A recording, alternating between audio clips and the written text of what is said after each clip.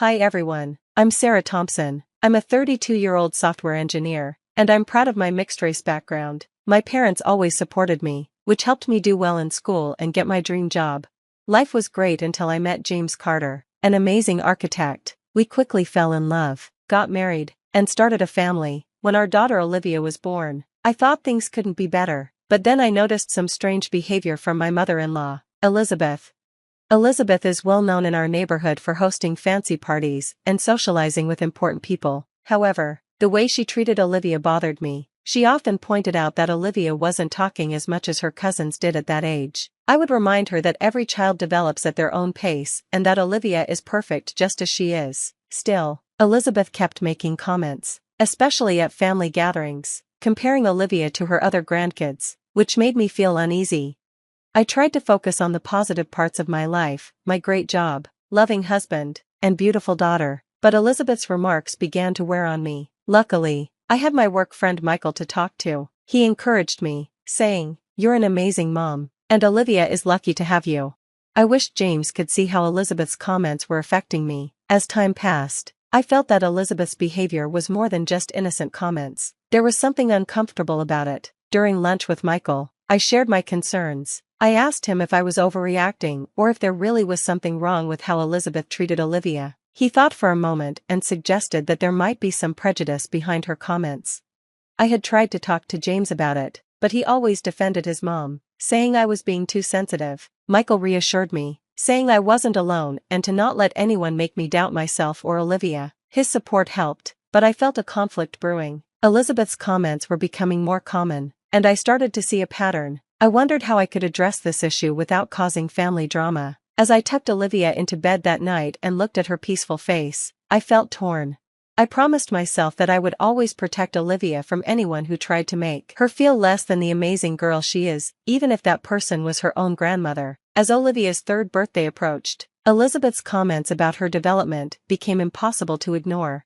At a family barbecue celebrating Olivia's birthday, I overheard a conversation that made my blood boil. Elizabeth was talking to my sister-in-law, saying, "It's such a shame about little Olivia. She's just not as quick as the other kids her age." I suppose it's to be expected, given Sarah's background. I froze, nearly dropping the plate of cupcakes in my hands. Anger surged within me, and I marched over to confront her.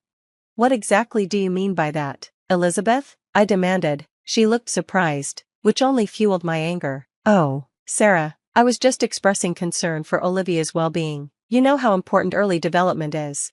"No, you weren't. You were implying that my daughter is slow because of my race. How dare you?" Just then, James came over, sensing the tension. "What's going on here?" he asked. I told him, "Your mother thinks Olivia is developmentally delayed because of my background. Can you believe that?"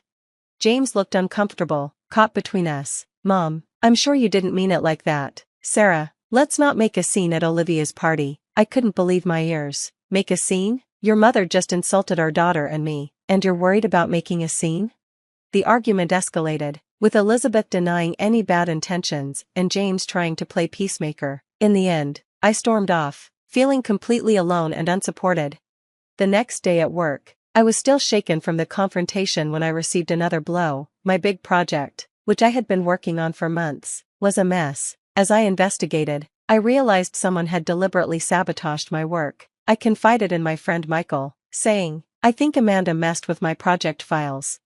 Michael looked concerned. "That's a serious accusation. Sarah, are you sure? Do the timestamps on the corrupted files match her login times? It can't be a coincidence. You need to report this to HR, he advised. Then he asked, "Speaking of standing up for yourself, how are things at home after the party incident?"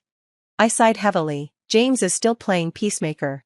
James didn't want to upset his mother or me, but by trying to please everyone, he was failing to support his own wife and daughter. Michael leaned in, looking serious. "Sarah, you can't let this slide, at work or at home. You need to stand up for yourself and Olivia." His words resonated with me.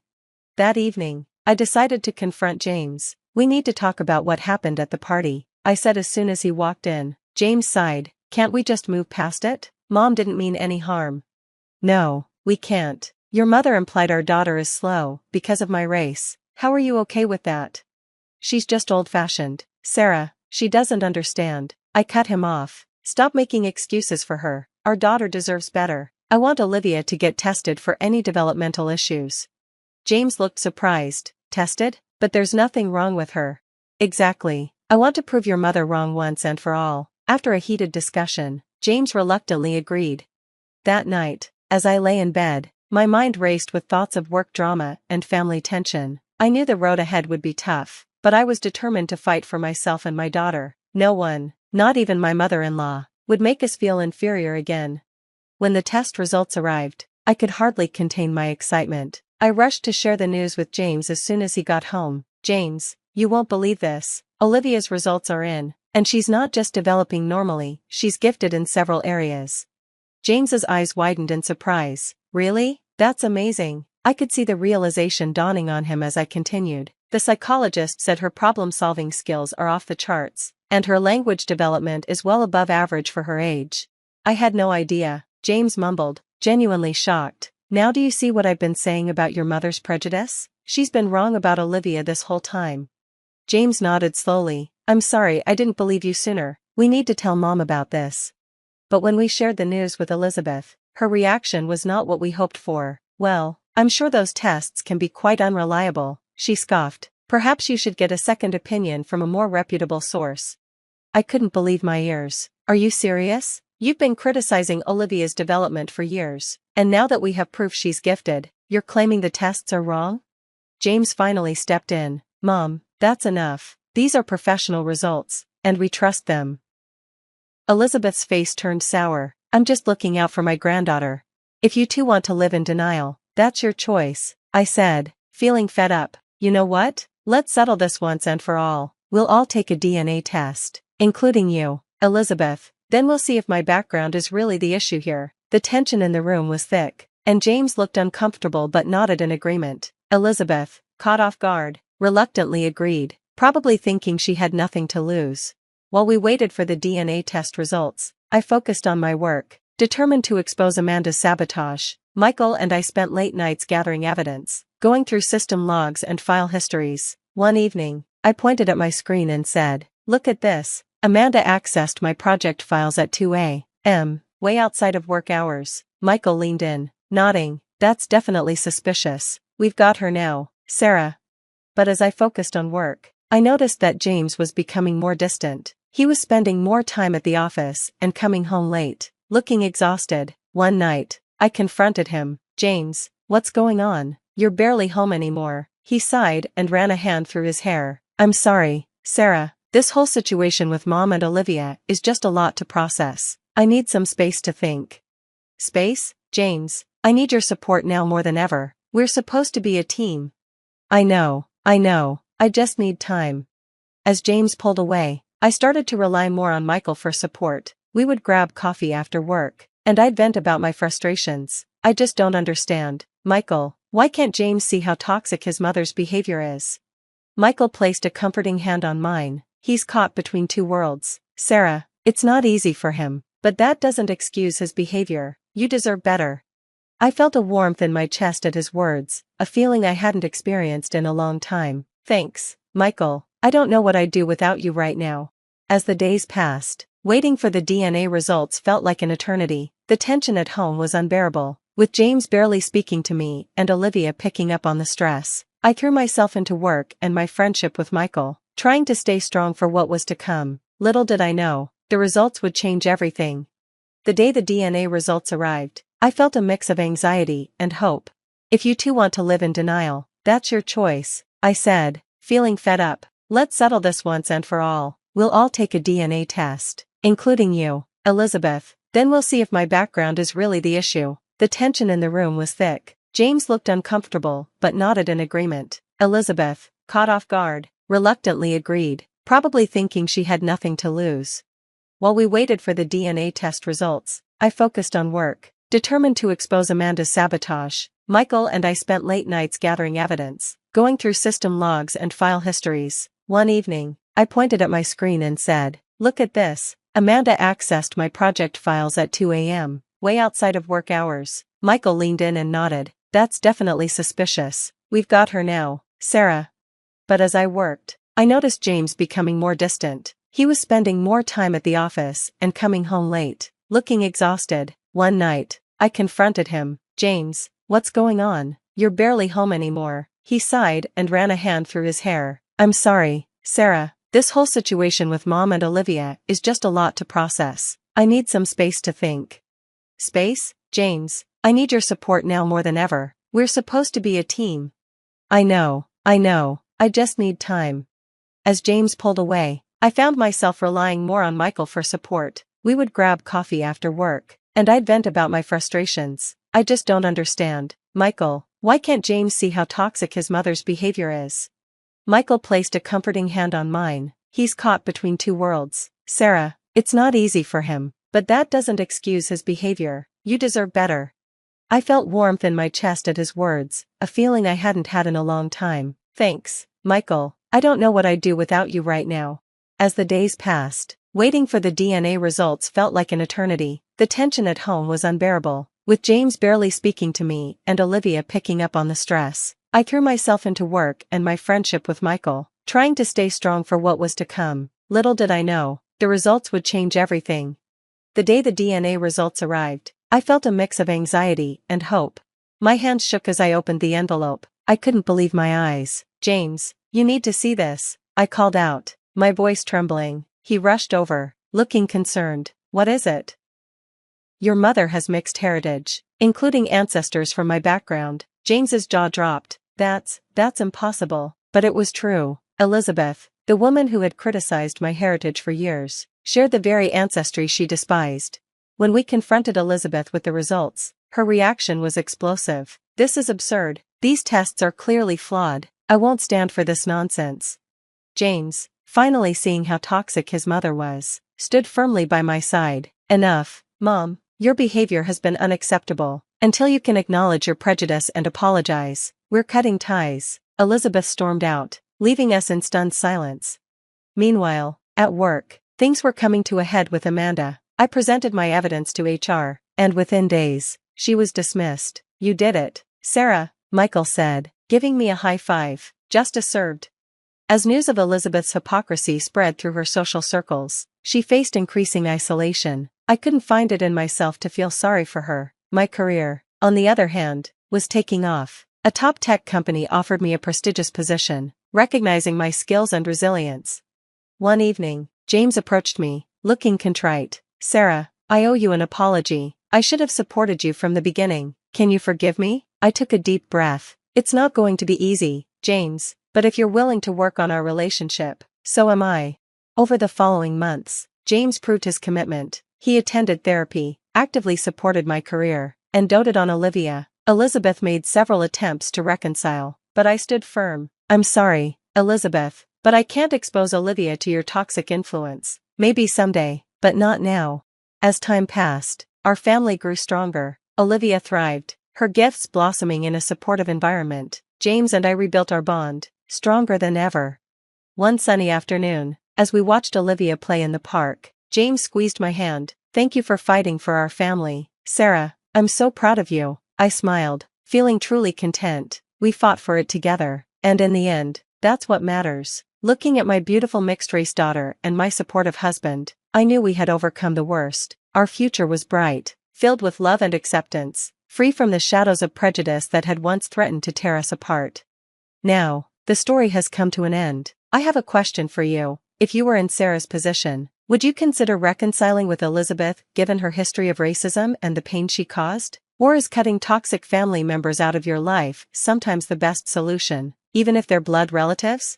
Share your thoughts in the comments below. Your experiences and opinions matter, and they could help others facing similar situations. If you found this story compelling, please hit that like button and subscribe to our channel for more thought-provoking content. Your support helps us continue sharing these important narratives. Thanks for watching, and I look forward to reading your responses.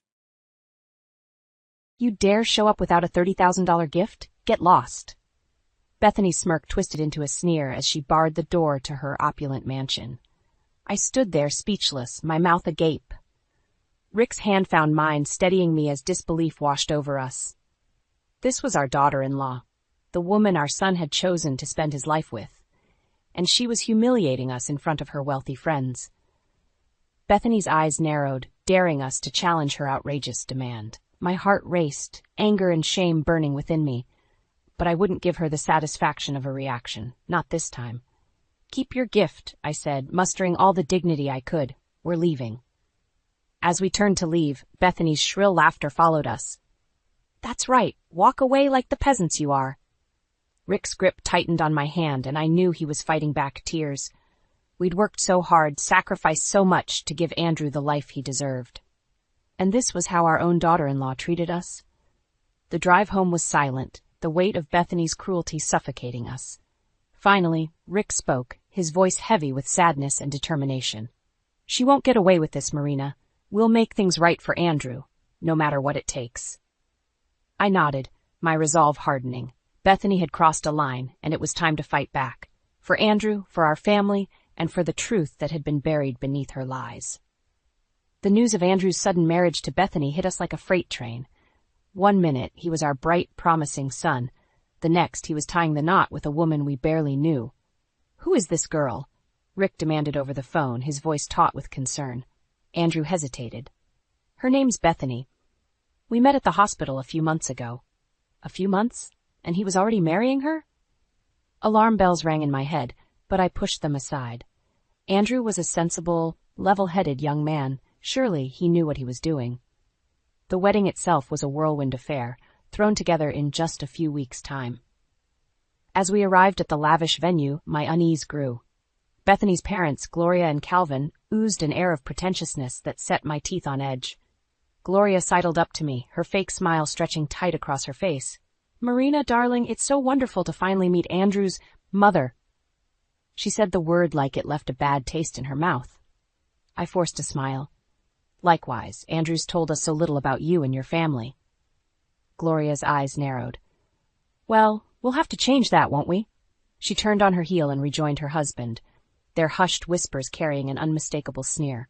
The ceremony itself was a blur. All I could focus on was the strained look on Andrew's face as he stood beside Bethany. She radiated a cold indifference, her eyes scanning the crowd with a detached air. At the reception, things only got worse. Gloria and Calvin monopolized Andrew, regaling him with long-winded stories while Bethany looked on with a smug smile. Whenever Rick or I tried to speak to our son, Bethany would swoop in and whisk him away, her perfectly manicured nails digging into his arm. As the night drew to a close, Andrew managed to pull me aside for a brief moment. "Mom, I'm sorry about all this," he murmured, his eyes pleading. "Things will be different once the honeymoon's over, I promise." But as I watched him rejoin Bethany, her arms snaking possessively around his waist, a knot of dread formed in the pit of my stomach. This was only the beginning. Andrew and Bethany were supposed to be on their honeymoon, a magical time for a newlywed couple to bask in their love and create cherished memories. Instead, Gloria and Calvin insisted on tagging along, much to our dismay. "It's just for the first week," Bethany said with a casual wave of her hand. "Mother and Daddy want to make sure we get settled in properly." Andrew shot me an apologetic look, but I could see the resignation in his eyes. He was already learning to pick his battles. True to their word, Gloria and Calvin joined us at the luxury resort, their every move dripping with condescension. While Rick and I tried to make the most of the beautiful surroundings, Bethany's parents seemed determined to suck the joy out of every moment. "Really, Marina, must you insist on those dreadful cover-ups?" Gloria sneered as I emerged from the beach cabana in my modest swimsuit. "You're not getting any younger, you know." Calvin chuckled, his eyes roving over me in a way that made my skin crawl. "Aw, let her be, Gloria. Some of us prefer a more natural look." Before I could respond, Bethany swooped in, linking her arm through Calvin's. Now, Daddy, play nice. We're all family here." The sickly sweet smile she flashed me sent a chill down my spine. This was her game, using her parents to belittle and demean us at every turn. As the week dragged on, the financial burden of their presence became increasingly apparent. Bethany and her parents insisted on the finest amenities, racking up exorbitant charges that Rick and I could barely afford. "Don't worry, we'll take care of it," Bethany would say with a dismissive wave. But I knew better. This was just another way for her to assert her dominance, to remind us of our place in her world. The final straw came on our last night, when Gloria and Calvin announced they were extending their stay. At our expense, of course. "We simply can't bear to be parted from our darling daughter so soon," Gloria crooned, her syrupy tone making me nauseous. I looked to Andrew, silently pleading for him to put his foot down. But he simply averted his gaze, his shoulders slumped in defeat. As we packed our bags the next day, Bethany pulled me aside. "I do hope you enjoyed our little family bonding time," she murmured, her saccharine smile sending a shiver down my spine. "Because this is just the beginning." Her words rang in my ears long after we returned home. The battle lines had been drawn, and I knew in my heart that this was a war we could not afford to lose. After the disastrous honeymoon, a rift began to grow between Andrew and us. His calls became less frequent, his texts more curt. Whenever we did manage to speak, it felt like he was holding something back, his words carefully measured. "He's just adjusting to married life," Rick would say, trying to reassure me. But I could see the worry etched into the lines of his face. Bethany's iron grip on our son was tightening, and there was little we could do but watch helplessly from the sidelines. Then, out of the blue, Andrew called in a panic. "Dad, you need to get to the hospital right away. It's Mom. She's not doing well." My heart dropped into my stomach. Rick had been struggling with some chest pains lately, but we'd chalked it up to stress. Could it be something more serious? By the time we arrived at the emergency room, Andrew was pacing anxiously in the waiting area. He rushed over, enveloping us in a fierce hug. "I'm so sorry," he whispered, his voice thick with emotion. I didn't know who else to call. As the doctors examined Rick, Andrew filled me in. Bethany had been screening his calls, intercepting any messages from us. She'd even gone so far as to block our numbers from his phone. "I can't live like this anymore, Mom," he said, his eyes brimming with tears. "She's got me trapped, and I don't know how to get out." My heart broke for my son, this once vibrant young man now reduced to a shell of his former self. Anger simmered within me, a white-hot rage directed at the woman who had stolen him away. Thankfully, Rick's scare turned out to be nothing more than a bout of indigestion. But as we drove home that night, Andrew's anguished words echoed in my mind. "I have to get out," he'd said, his voice laced with desperation, "even if it means liens, even if it's losing everything."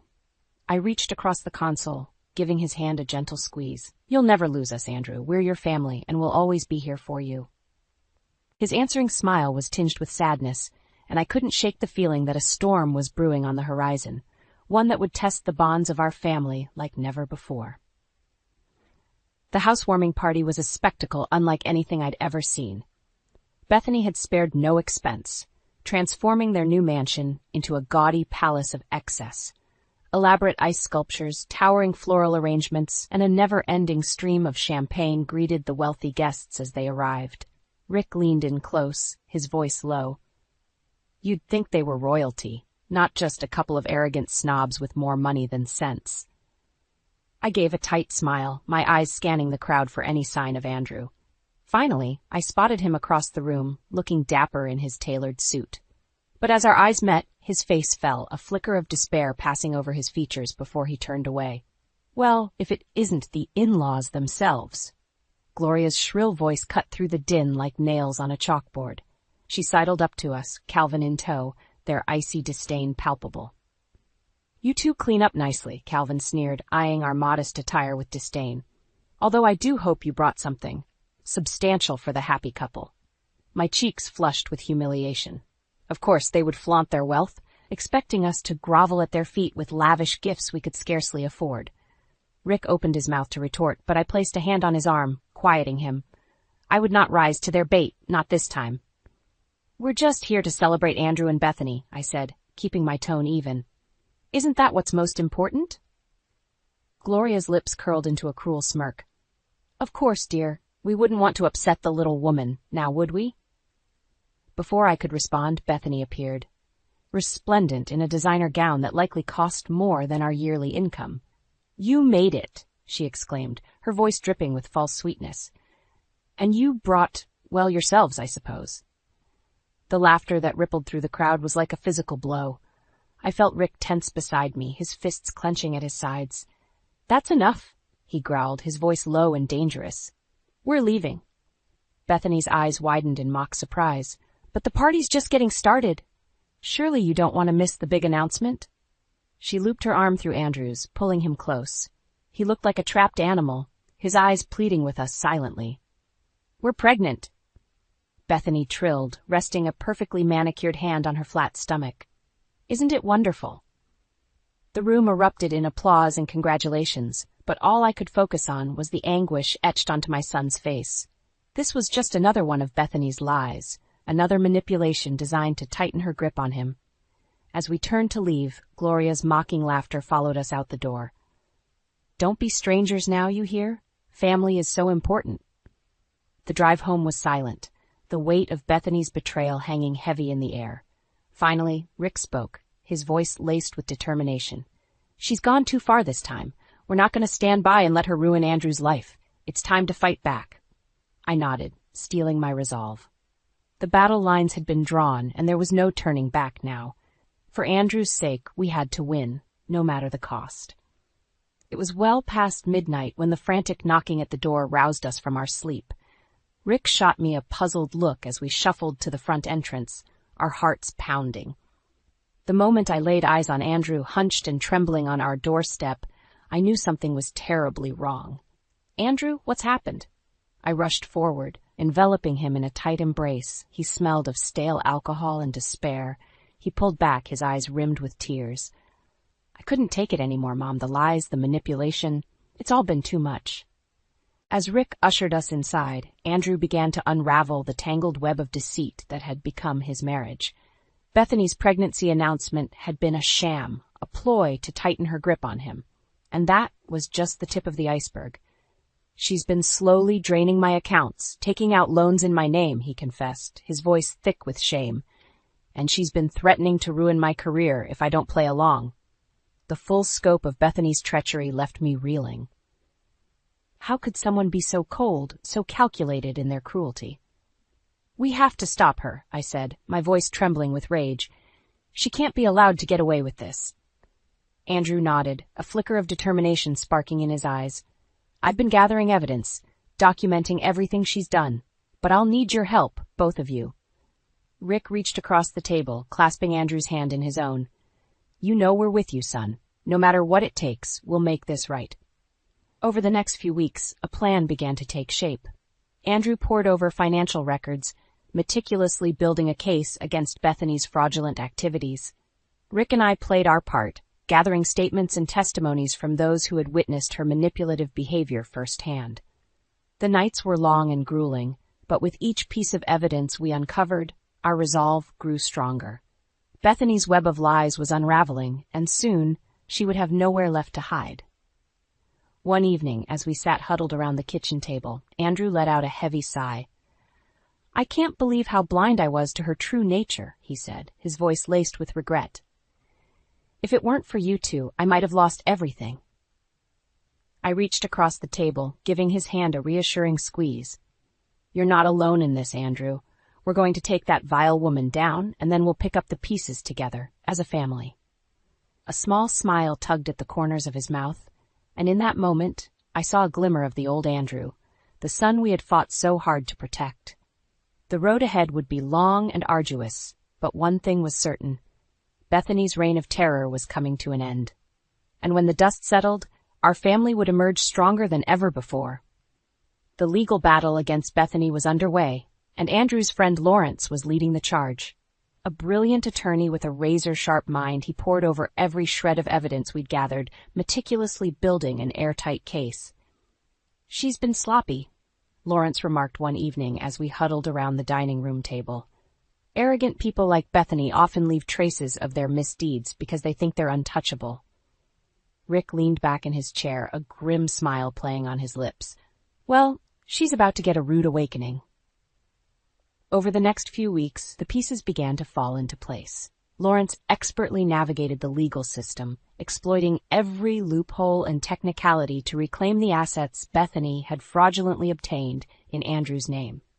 The first victory came in the form of a court order freezing her accounts, effectively cutting off her access to ill-gotten funds. Bethany's outrage was palpable.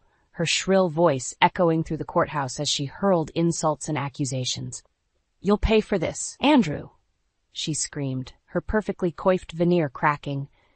"You and your pathetic family will rue the day you crossed me." But Andrew stood firm, his jaw set in grim determination.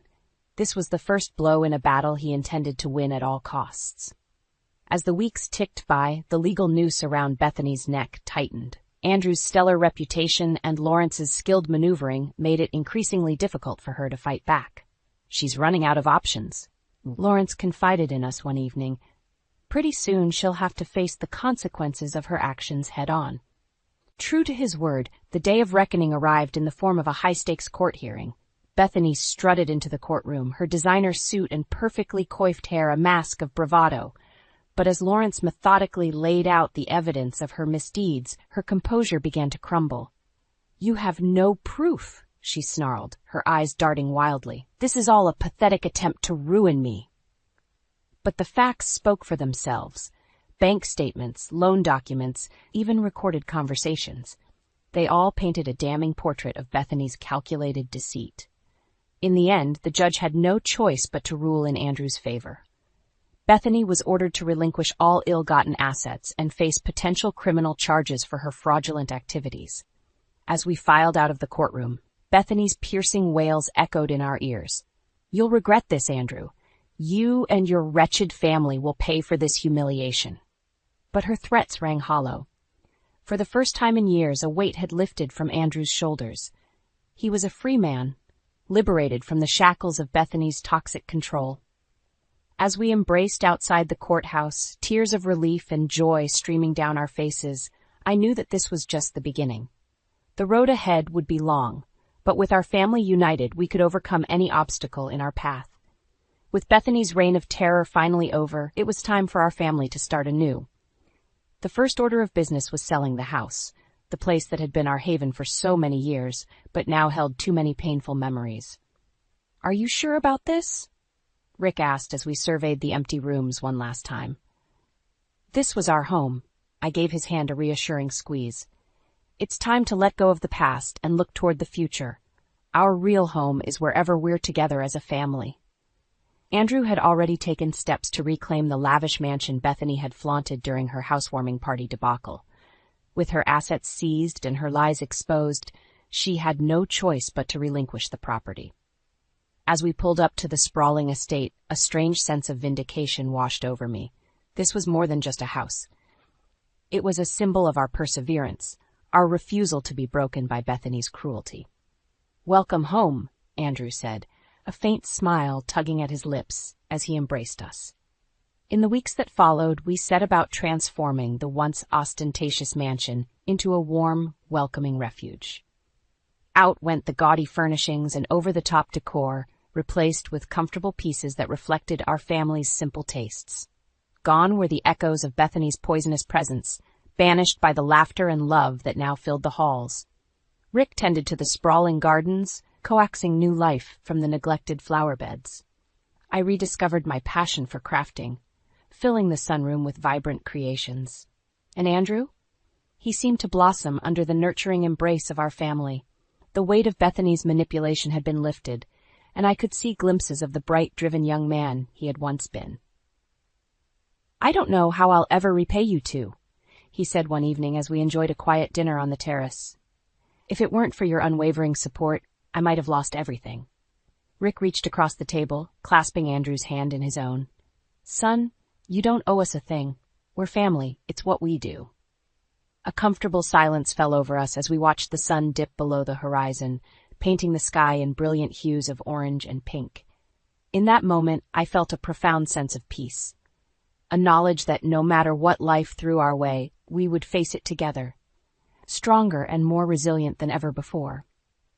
As the evening drew to a close, I found myself wandering through the dimly lit halls, running my fingers along the intricate woodwork. This house, once a symbol of excess and cruelty, had become a sanctuary, a place where love and truth had triumphed over greed and manipulation. And in that moment, I knew that our family's future was filled with promise.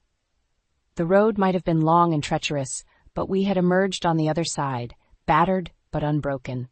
Whatever lay ahead, we would face it together, our bonds forged in the fires of adversity and tempered by the strength of our love. "Hank, honey, are you in the bathroom?" My voice echoed through the silent house as I dropped my suitcase by the door. "What are you talking about, Sarah? I'm at the office." Hank's voice crackled through the phone. A shiver ran down my spine as the sound of running water and soft humming drifted from the upstairs bathroom. My heart pounded louder with each step I took towards the stairs. "There's someone in our house, Hank," I whispered, but the line had gone silent. I bit back a wave of panic. With each creak of the stairs, my breath quickened. I reached the bathroom door and hesitated, my hand trembling as it grabbed the knob. I decided against it. Instead, I stepped quietly away and dialed Hank again. The sound still carried from the bathroom, deep and serene, like someone leisurely enjoying their time. My mind raced, grappling with 1,000 questions. Who could it be, and why here? I managed to slip downstairs without making any more noise, my legs feeling weak. I grabbed my purse and keys, glancing back once more toward the stairs. I hesitated, torn between leaving and confronting whatever was happening in my home. Finally, the fear won, and I bolted out the door, locking it behind me with trembling hands. Once in the car, I sat behind the wheel, my heart pounding. What if someone dangerous was inside? But the voice sounded calm, almost familiar, but not Hank's. I dialed Dana's number, fingers fumbling on the touchscreen. "Hey, Sarah, what's up?" Dana's voice brought an immediate sense of relief. "Dana, I need to come over. Something is really wrong." "Sure, come on over. What happened?" I'll explain when I get there." I pulled out of the driveway, my hands gripping the steering wheel so hard my knuckles turned white. The drive to Dana's felt like a blur, my mind looping back to that humming, the water running. None of it made any sense. As soon as Dana opened the door, the floodgates broke. I told her everything, from returning a day early to finding someone in the house. "Are you sure it wasn't Hank?" Dana finally asked, a mixture of concern and confusion on her face. "He said he was at work. Why would he lie about that? And the voice. It wasn't his, I'm certain."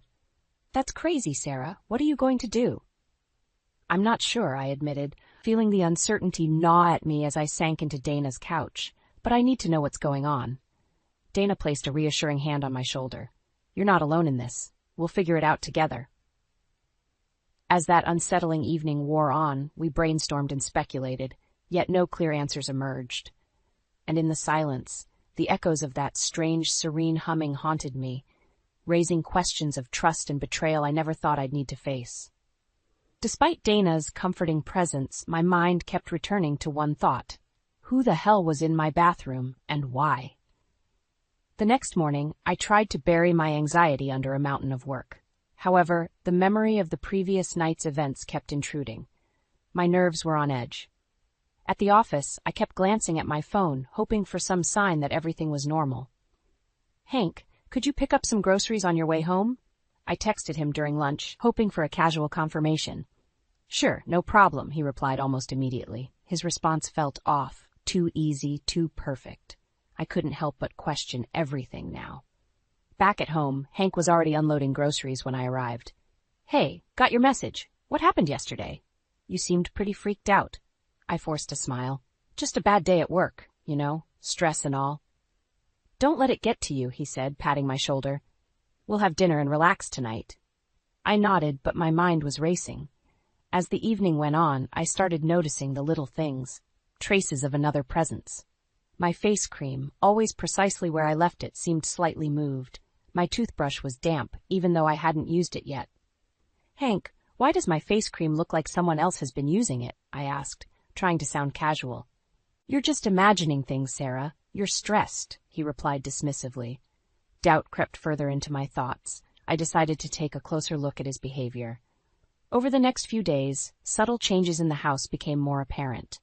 Clothes folded differently, an extra wine glass in the dishwasher. Could I really be imagining it all? "Hank, what are you doing tomorrow while I'm at work?" I asked, trying to keep my voice light. "Just working on a project. Nothing major," he replied, not even looking up from his laptop. "Anyone coming over?"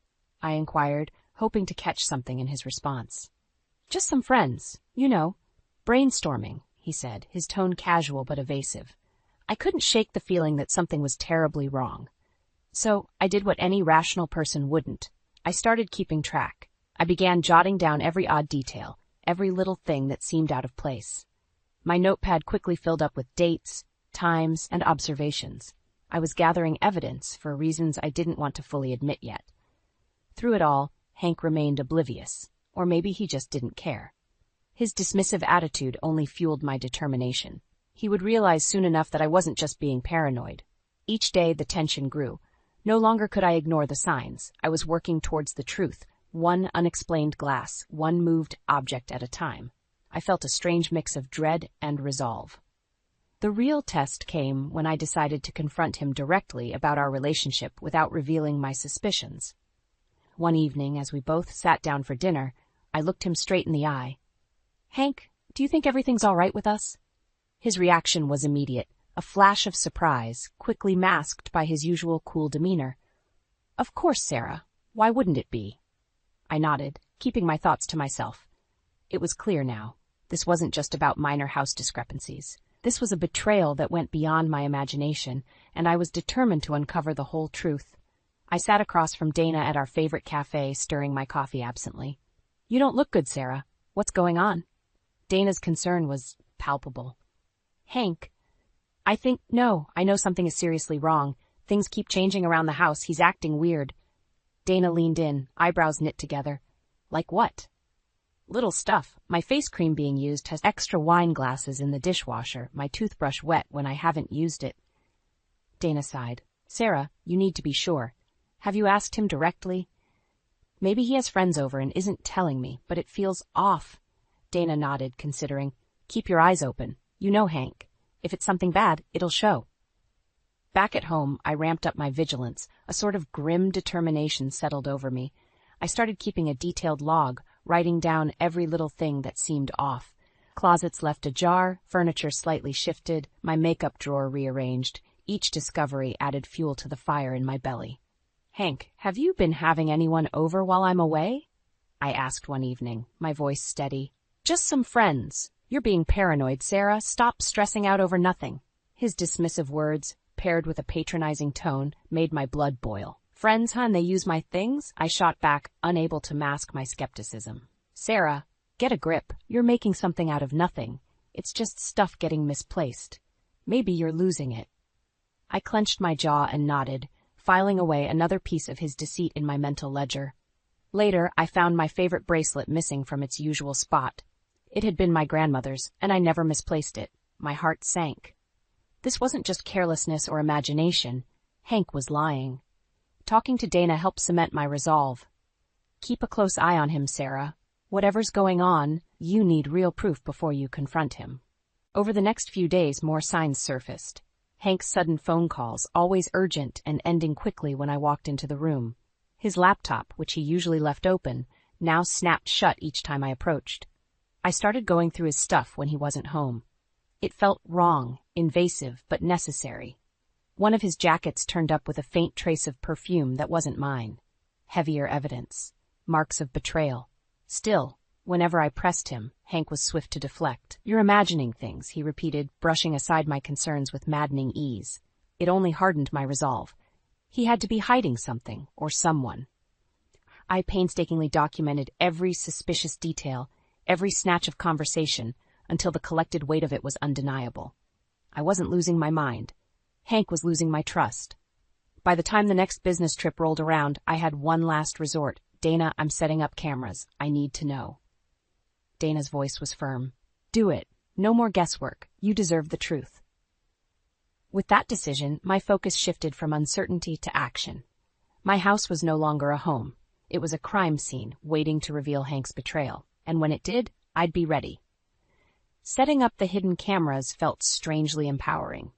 Dana was there helping me place them discreetly around the house. Each camera angle covered key areas: the living room, the kitchen, the hallway, and most importantly, our bedroom. "This is going to show the truth, Sarah," handing me a camera. "No more guessing." I nodded. "I just need to know." The next business trip loomed closer. I packed my bags with deliberate calm, all the while feeling a coil of tension tighten within me. Before leaving, I casually mentioned it to Hank, masking my true intent. Leaving a day early, but back as usual. Shouldn't be a problem, right? Of course not, Hank said, barely looking up from his laptop. Have a good trip. Thanks, I replied, the word tasting bitter. From the hotel, I monitored the feeds obsessively. The first few days were uneventful, with Hank going about his usual routine. But then, on the fourth day, movement caught my eye. Hank entered the house, followed by a woman. My pulse quickened, anger and betrayal swelling within me. Dana was right. The guessing was over. Hank, you bastard, I muttered to myself, watching them closely. The woman, Liz, sauntered around the house like she belonged there. They laughed, cooked together, and I felt my stomach churn, disappeared into our bedroom. It was all so casual, their intimacy a blatant mockery of my trust. I called Dana. If this is what I think it is, I'm going to need your help. All of it. From beginning to end. We'll make sure they regret crossing you. Just say the word, Dana assured me. I hung up, fingers trembling.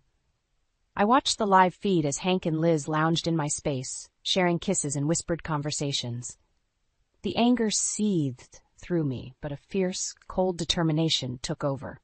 I spent the next hours capturing every moment on video, meticulously logging each betrayal. There was no denying it now. Hank's betrayal was real, and Liz was complicit. Hank's going to pay, I whispered to myself, closing the laptop. They both will. 2 days later, I returned home earlier than planned, Dana by my side. We parked down the street, out of sight. My heart pounded as I watched the live feed from my phone, confirming their presence inside. Are you ready? Dana asked, eyes steely with resolve. Yes, this ends today. We moved quietly, inching closer to the front door. I took a deep breath and turned the handle, stepping into the entryway with deliberate calm. The muted sounds of laughter floated from upstairs, fueling my resolve. Dana and I crept up the stairs, each step a crescendo of their impending reckoning. Outside the bedroom door, I took a final breath and nodded to Dana. With a swift, decisive movement, I threw the door open. Hank! I shouted, voice cracking with the force of my rage. What the hell is going on here? Hank and Liz scrambled, sheets flying in a chaotic mess. The look on Hank's face twisted from shock to panic to an almost predictable guilt, while Liz tried to cover herself. My hands were steady as I pointed at them, phone recording every second. How long has this been going on? While I'm out working to build our future, you're here doing this? Hank stammered, trying to find words, but they caught in his throat. Liz looked terrified, realizing the gravity of the situation. The room fell into a tense, charged silence. The evidence was undeniable. The lies were exposed. There would be no more hiding, no more deceit. It was time for them both to face the consequences. Seeing Hank stutter and scramble for words filled me with a bitter satisfaction. I stood my ground, phone still recording, capturing every detail of his disgrace. Dana stood beside me, her presence a silent support. She crossed her arms, glaring at Hank and Liz. Well, this is cozy. Hank's face turned ashen. Sarah, this isn't what it looks like, I scoffed. Don't insult me, Hank. It's exactly what it looks like. Liz, clutching the sheets to her chest, finally found her voice, but it wavered. Sarah, Save it, Liz. I cut her off, cold steel in my voice. You made your choices. I turned to Dana, whose eyes burned with the same fire I felt. Can you go through his electronics? Let's make sure there's no evidence left to destroy. Dana nodded, moving swiftly to Hank's desk where his laptop and phone lay. Her efficiency only highlighted Hank's pathetic attempts at explaining himself. Sarah, please listen. It wasn't supposed to happen this way. What, getting caught? I spat back. Don't worry. I've been documenting everything, and it looks like today's show just completed my collection. Hank's eyes widened with realization. You've been spying on me? Funny how I'm the bad guy now, isn't it? I retorted. Dana tapped away on Hank's laptop, pausing occasionally to photograph messages and emails. Yep, everything's here. This wasn't a one-time thing, Sarah. Thank you, Dana, I said, turning back to Hank and Liz. This ends now. I took a step forward, pointing at Liz. Get out of my house. Now. Liz scrambled off the bed, gathering her clothes. She glanced at Hank, but he avoided her gaze, too ashamed to meet her eyes. I didn't mean for this to happen, she muttered, more to herself than anyone else. That makes two of us, I snapped, watching her fumble with her belongings. As she hurried out, Hank moved towards me, desperation in his eyes. Sarah, please, we can talk this out. Talk? You think talking's going to fix this? While I was out there working hard for our future, you were here, destroying it. Hank's shoulders slumped. I know I messed up. Messed up doesn't begin to cover it, I said, my voice rising. It's over, Hank. I've got all the proof I need. You're not just losing me, you're losing everything. Dana walked over, handing me Hank's phone. Here, take a look. It's worse than we thought. I scanned through the messages, my anger growing with each vile exchange. You and Liz thought you could just play house while I was gone? Well, playtime's over. Hank's attempts at damage control were pitiful. Sarah, I'm sorry. Sorry's not good enough. You'll hear from my lawyer, I said, turning my back to him. Don't bother trying to contact me. We're done. Leaving the bedroom, I felt an odd mix of rage and relief. As Dana and I walked out of the house, the weight of betrayal lifted, replaced by a fierce determination for justice. The road ahead wouldn't be easy, but I knew one thing for sure. Hank and Liz wouldn't escape the consequences of their actions. I replayed the moment in my head as Dana and I sat in her car outside my house. The image of Hank stammering, Liz scrambling, and their guilt was seared into my memory. My phone buzzed with notifications. Dana looked at me, concern etched on her face. You okay? She asked softly. I will be, I replied, steeling myself for the next steps. It's time for the confrontation. We drove to my parents' house where I'd planned how to reveal Hank's betrayal. My father, Timothy, greeted us at the door. His face hardened when he saw the expression on mine. Sarah, what happened? He asked. Let's go inside. I have something to show you all, I said, my voice steady. Inside, I connected my phone to the TV and began playing the recorded videos. My mother, Eleanor, gasped as she watched Hank and Liz. My God, Sarah, she murmured, shaking her head. Timothy's face was a mask of fury. That bastard, this will not stand. We need to make sure he faces the consequences, I said firmly. I want a divorce, and I want him to suffer for what he did. Timothy nodded. We have contacts. We'll make sure he doesn't come out of this unscathed. But are you sure this is the route you want to take? I'm more than sure, I said, feeling the weight of their support bolster me. The next morning, armed with my parents and Dana, I returned home. Hank was there, sitting in the living room, pale and apprehensive. Sarah, he started, but I cut him off. We need to talk, I said, setting the phone recording on the coffee table. As the video continued to play, Hank's eyes widened. He turned a shade paler. This isn't necessary, he tried, but his voice faltered. How long has this been going on, Hank? I demanded, voice cracking under the weight of emotion. While I'm out working to build our future, you're here doing this? Hank tried to fumble for excuses, but his words dissolved into stammers. His father, Robert, who had just arrived in support, looked at him, disgust etched into his features. This is unforgivable, son, Robert said, his voice clipped and cold. Liz walked in, trying to sneak past, but I stopped her with a glare. Liz, you're part of this too. You don't get to just walk away. Hank finally found his voice, weak and desperate. Sarah, we can work this out. I'll do whatever it takes. You already had your chance, Hank. You chose to break this. Now live with the consequences, I said, my heart hardened by the evidence I'd gathered. As I confronted them, my father contacted the lawyer we'd prepared, John Thompson. He laid out the groundwork for what would come next. Legal battles, financial retribution, public shaming. Hank's life, as he knew it, was about to unravel. Sarah, please, Hank begged, his voice breaking. I made a mistake. Give me another chance. I shook my head, the weight of my resolve pressing down. No more chances. You've lost everything that mattered. John handed me the final papers. This will ensure you get what you deserve, Sarah, and he will face the justice he tried to escape. Hank looked defeated, his pleas falling silent. Liz, terrified of the repercussions, realized the gravity of her actions. And as I walked out of that house, the burden of betrayal lifted, replaced by the clarity of my decision. Justice wouldn't be swift, but it would be thorough. Hank and Liz had chosen their path, and now they'd face the consequences.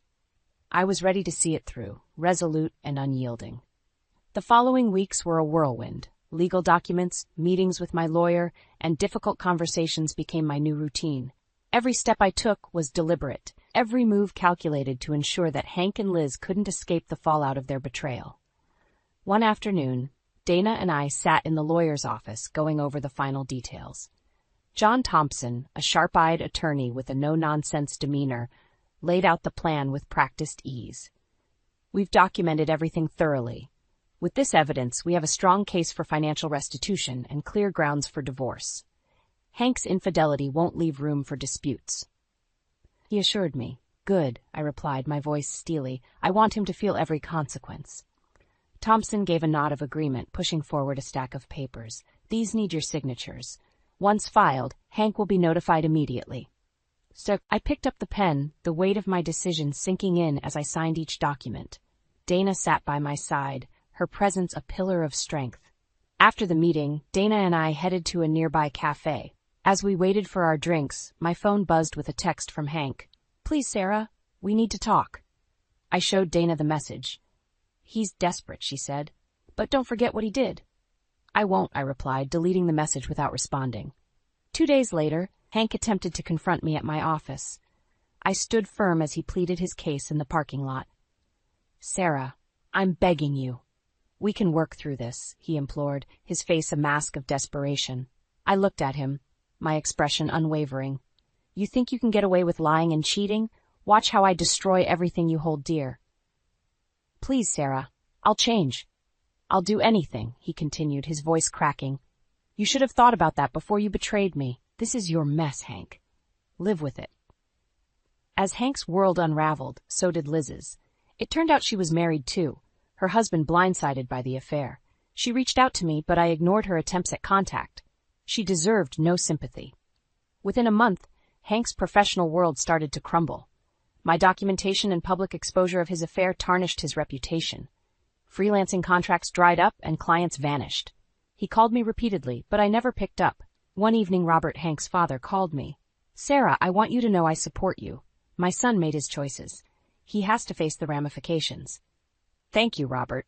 I appreciate it, I said genuinely. Having his support meant a lot. Financially, Hank was sinking. John ensured my safety net was secure while Hank struggled to find stable work. I took control of our joint assets, leaving him scrambling. The public shaming was thorough. Hank's once polished image was now irrevocably smeared. Meanwhile, I began to rebuild. I focused on my career, surrounding myself with supportive friends and family. Each passing day, the weight of betrayal lessened, replaced by a sense of purpose and newfound strength. Dana stood with me every step of the way. One evening, as we sat on my porch with a bottle of wine, she raised her glass. To new beginnings, and to you, Sarah, you've come a long way. To new beginnings, I echoed, clinking glasses with her. As I gazed at the night sky, a sense of closure settled in. Hank and Liz had tried to break me, but I emerged stronger, ready for a future that was now entirely my own.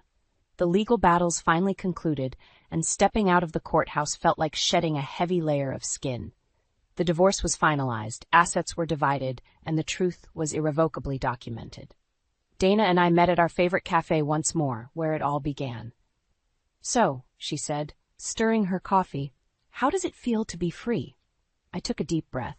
It feels liberating, but also a little scary. She squeezed my hand. You're going to do great. Time to focus on you. As the days passed, Hank's attempts to contact me dwindled. He called, left messages, even sent letters, but I remained resolute. One afternoon, as I was sorting through some old photos, my phone buzzed with an incoming call. Hello? I answered without checking. Sarah, it's Hank. Please don't hang up, I sighed. What do you want, Hank? I'm sorry.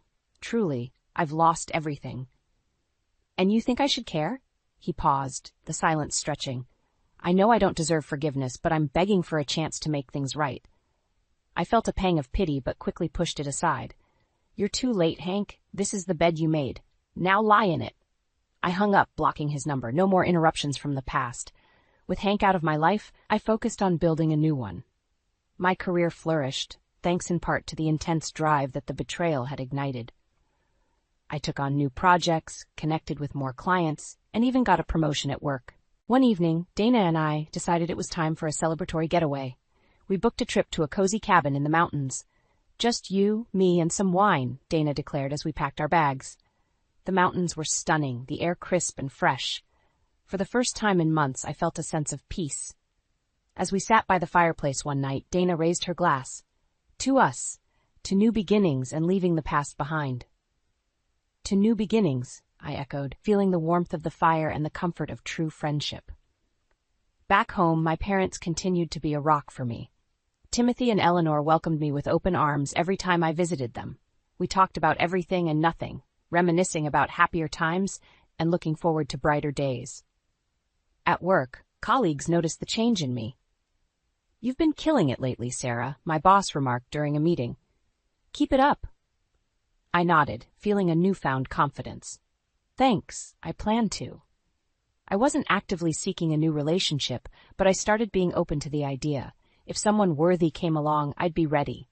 One evening, after a particularly rewarding day at work, I sat on my porch, the sky painted in hues of orange and pink. I realized I didn't need revenge anymore. I had my life back, and I had rebuilt it stronger than before. Dana joined me, handing me a glass of wine. "To good riddance, and to deserving the best," she said, clinking her glass against mine. "Good riddance to bad rubbish," I agreed. "I deserve someone who brings out the best in me, not the worst." And with that, we toasted to the future, ready for whatever came next. "I'm tired of your charity. Just give me the money or this won't end well, Claire," sneered Vivian, her voice dripping with menace. Vivian's sudden appearance on my doorstep felt like a storm arriving without warning. I stood firm, blocking her path. "Vivian, you have no right to make demands in my house," I replied, my hands trembling but my voice steady. Vivian's sneer widened. "Your house? Isn't this Dad's place? Or have you forgotten?" I took a deep breath, trying to remain composed. "It's ours now, Vivian. Dad moved in with us because he needed care. We've been taking care of everything, including him." She shoved me aside and barged in, her heels clacking loudly on the wooden floor. Upstairs, I heard Sam's footsteps, probably alerted by the noise. Victor, engrossed in his daily therapy, glanced up, his expression a mix of guilt and worry. Sam appeared at the top of the stairs, his brow furrowed. "What's going on here?" "Vivian wants money." Again, I explained, my eyes not leaving Vivian's. She moved around the living room, touching things as if trying to infect them with her hostility. "Eric threw me out," Vivian announced, not looking at Sam, "and I need to pay some bills." I crossed my arms. "We've helped you before, Vivian, but giving you money isn't helping anymore. It's enabling." Vivian's eyes flashed with anger. "Oh, so now you're a psychologist too? Save your speeches, Claire. I need—" "Vivian, that's enough," Sam interrupted, stepping down. "You can't just come in here and start demanding things." Vivian's rage boiled over. She knocked a framed photo off the mantelpiece, sending it crashing to the floor. "You think you're better than me? You sit in your nice little house with your perfect life, while my son and I are out on the streets!" "Enough!" Victor's voice, though weakened, carried authority. "Vivian, this isn't the way to handle things." He struggled to stand, but Sam was by his side in an instant, helping him up. Vivian's eyes softened for a brief moment, then hardened again. "Fine, I get it. You don't want me around, but remember this, Claire, family sticks together. You'll regret turning your back on me." She turned and stormed out, slamming the door behind her. The house fell silent, the tension hanging heavy in the air. Victor sighed, sinking back into his chair. "I'm sorry, Claire. It's my fault for not disciplining her better when we were younger." I placed a hand on his shoulder. "We all make choices, Victor. You didn't create this situation." Sam looked at me, his eyes filled with a mixture of frustration and determination. "We have to protect what we've built here, Claire. We can't let her destroy it." "I know," I said, my resolve hardening. "We will handle this together." Our small family stood united against the brewing storm that was Vivian. Little did we know, this was only the beginning. The next day, just as I was finishing my evening shift at the hospital, my phone buzzed. The caller ID read Vivian. My gut twisted. I knew picking up would only bring more trouble, but ignoring her wouldn't make her go away. Taking a deep breath, I answered. "Hello, Vivian." "Claire, listen to me," she began, her voice thick with urgency. "Nate's sick. I need money for a doctor. Vivian, you know I can't just—" "Don't you care about your nephew? He's just 6. Her voice trembled, playing on my sympathy. I sighed, pressing my fingers to my temples. "Of course I care about Nate, but giving you money hasn't helped in the past. Don't be heartless, Claire. This is about your family." I paused, considering her words. "Bring him over. I can have our doctor check him out." "No, you just don't understand," she snapped. "You always look down on me, don't you?" "That's not true. Let's find a solution for Nate together," I offered, trying to calm her down. "Forget it. I knew you wouldn't help," she spat and hung up. Arriving home, I found Sam and Victor sitting quietly in the living room, a tense set to their shoulders. I relayed the call to them.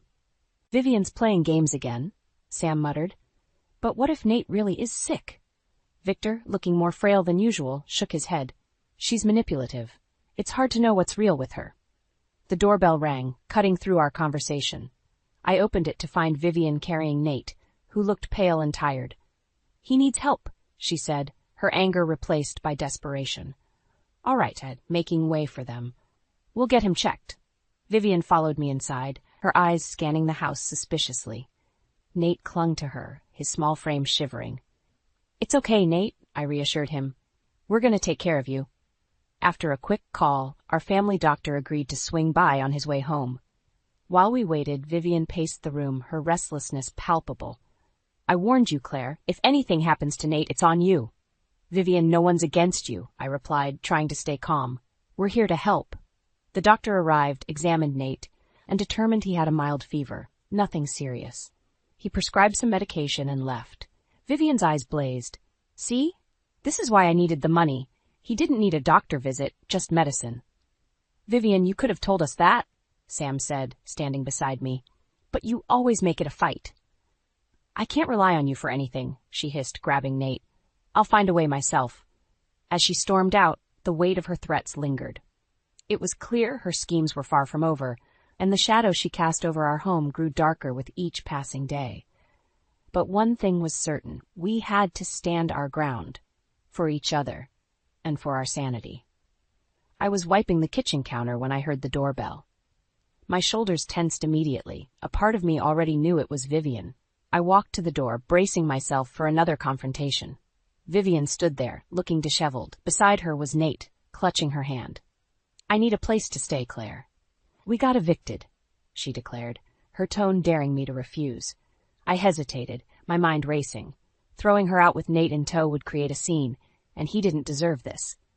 "Come in," I said reluctantly, stepping aside. She strutted in, acting like she owned the place. Nate followed quietly, his eyes wide and unsure. Victor and Sam came out from the living room, their faces registering surprise at this new development. "What's going on?" Sam asked, looking between Vivian and me. "We were evicted. No place to go," Vivian repeated, her voice losing some of its bravado. "For how long?" Victor asked, his voice trembling. "Not long. Just until I find something," she lied, and we all knew it. Victor sighed. "For Nate's sake." Sam pulled me aside. "Claire, we can't let her take over. We need strong boundaries."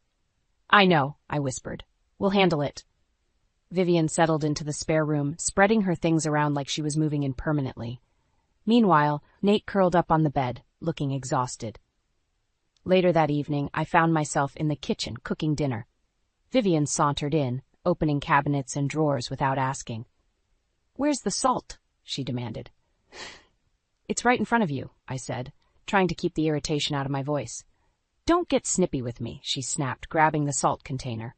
"I didn't ask to be here." "No, you just showed up and expected us to say yes," I retorted. Before she could answer, Sam walked in. "What are you two arguing about now?" "Nothing," we both said at the same time, turning away from each other. Dinner was tense. Vivian kept making snide comments about the food, the house, even criticizing Sam's job. "Software engineering, huh? Bet it's boring sitting behind a desk all day." Sam bit his tongue, refusing to engage. I admired his restraint. However, when Vivian started talking about selling some of Victor's things, I'd had enough. "You're not selling anything," I said firmly. She leaned back, smirking. "Oh yeah, who says? I do. This is our home. You're here on our terms." Vivian's eyes narrowed. "We'll see about that." After dinner, Sam and I sat in our bedroom, the weight of Vivian's presence pressing down on us.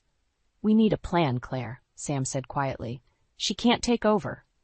I nodded, already feeling drained.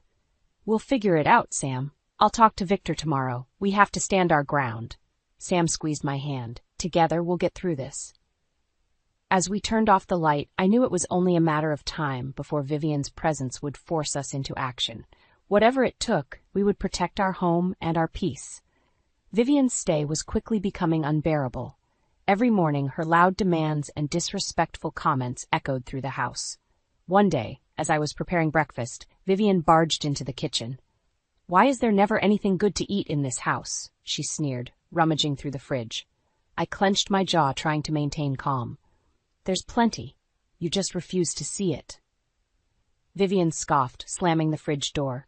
You call this food? No wonder you're always stressed. Bet Sam's tired of it, too. You don't know anything about us, I shot back, tired of her constant jabs. Don't I? She leaned against the counter, crossing her arms. I see everything. You think you're so perfect, Claire. Well, newsflash, you're not. Just then Sam walked in, eyes darting between us. What's going on? Vivian's just criticizing everything. Again, I said, handing him his coffee. Vivian snorted. Oh, poor Claire. Little Miss Perfect. She can't handle a bit of truth. That's enough, Vivian, Sam said firmly. We're doing the best we can under the circumstances. Victor came in, moving slowly with his walker. Stop this, both of you. We're family. Vivian's eyes flashed with anger. Yeah, a family where I'm the black sheep. Thanks for reminding me, Dad. Frustration boiled over, and I slammed my hand on the table. Listen, Vivian. This house was a gift from my uncle. We've worked hard to maintain it and take care of Dad. You don't get to waltz in here and disrupt our lives. Vivian's expression turned cold and calculating. Gift from your uncle? So, you didn't even earn it yourself. I knew you were a gold digger. That's enough, Sam shouted. You will respect this house and everyone in it, or you'll have to leave. Vivian smirked, a vicious glint in her eyes. Try me. The atmosphere grew thick with tension.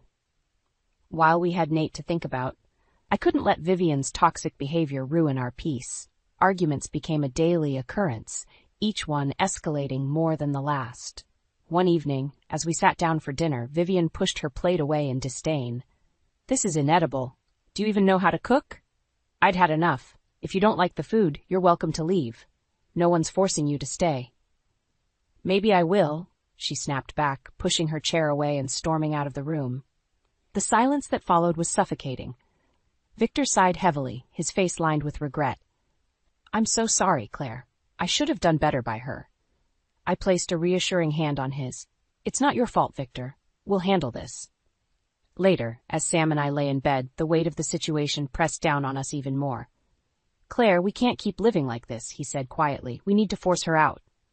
I nodded, my resolve hardening. We will, Sam, but we need to be smart about it.